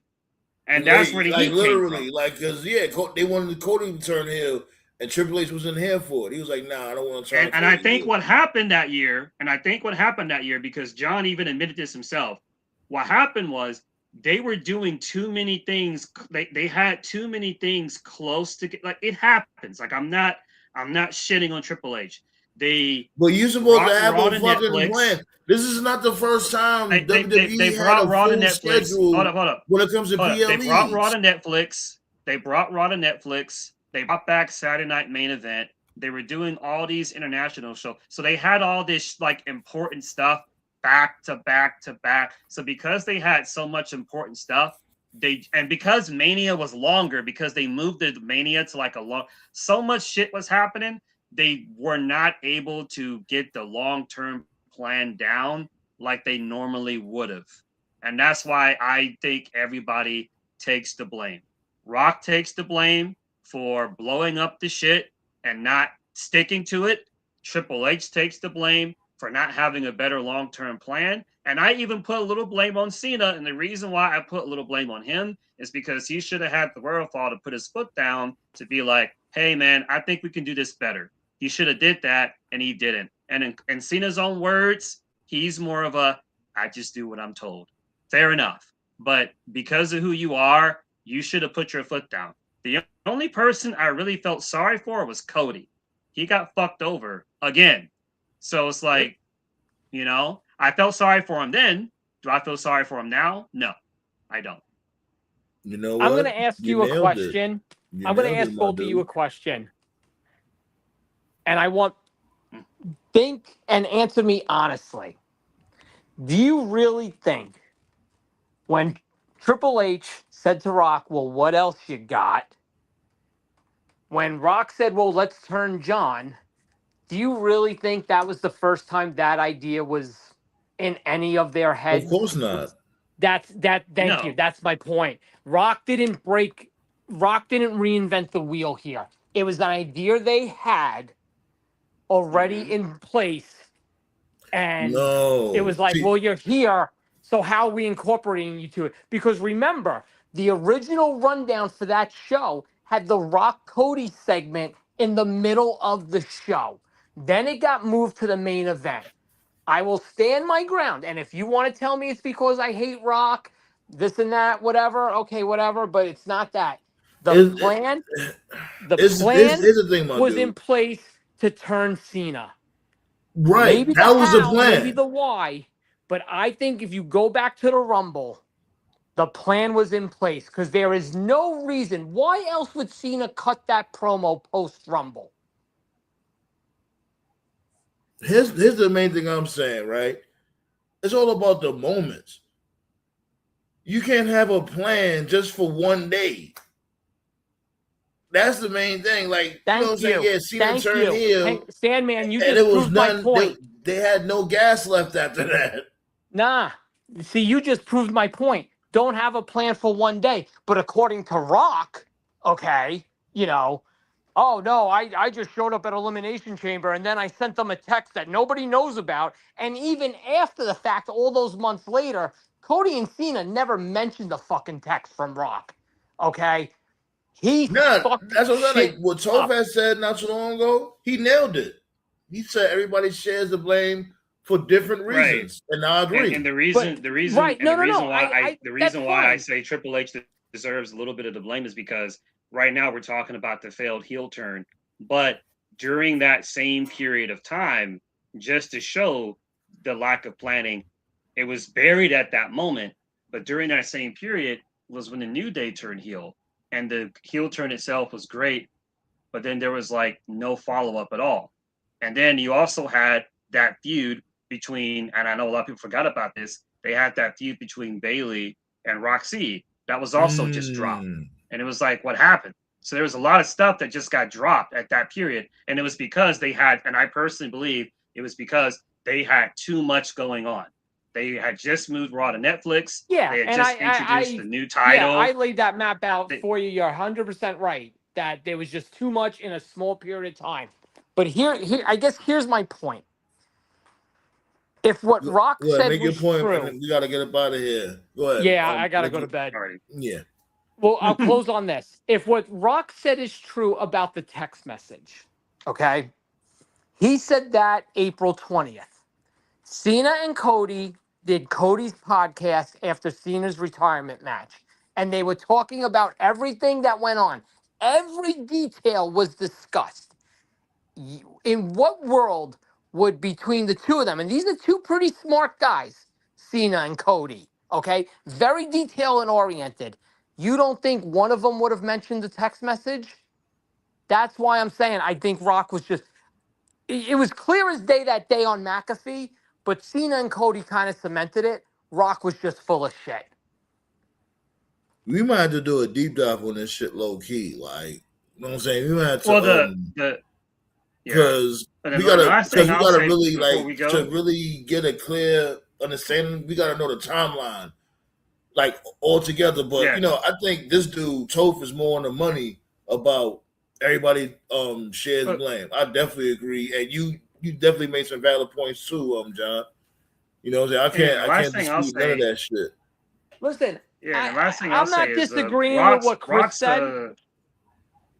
But it was very weird that he ran to Pat on Tuesday after everybody was pissed with the way Mania ended and made sure he did damage control to protect himself. Protect that was damage himself. Control 100%. Okay. And the last thing I'll say before we go for the is story. Hold on, John. Let Toph go. Yep.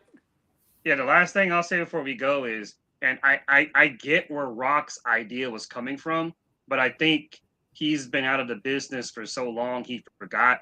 The whole sell your soul thing never made sense because at that moment Cody was already the WWE champion. So I think in Rock's head, he was thinking of like when he became the corporate champion, and that worked for him because at that moment he was not the top guy. Austin was. So the sell your soul story only works if you're working underneath. But if you're already the top guy, there's nothing to sell. So it never really made any sense. Yeah. Just the mere concept of it never made. He was already WWE champion. He had already beat Roman. He had already main evented a WrestleMania. He was going to main event another WrestleMania. Like, he's married. He's got a kid. What could Rock possibly give him? That never made any sense. And I don't know why no one ever called out Rock on that. Let's get up out of here, though, B. This is a crazy show, B. Appreciate y'all for pulling up. Definitely. You already know. Yep. But yeah, I think he lied. Let's get up out of here, B. Talk to you guys tomorrow. You're ready. Shouts go out to the chat. Appreciate y'all for sticking with us. 3 whole hours and all that. Jeez. Make sure you hit up that tip jar, B. Hey, look. Make sure you hit up that tip jar, B. They already know. Making sure y'all appreciate this content out here, B. This shit ain't free. This shit is expensive. Hit that tip jar up, B. Let's get up out of here, B. Enjoy the rest of y'all week. We got SummerSlam on the way. Man, peace out, motherfucker. Let's get litty and make this a celebration. Yep, I feel amazing. Bartender keep me racing. Put your drinking glasses high in the sky. Let them know you're blessed and you really love life.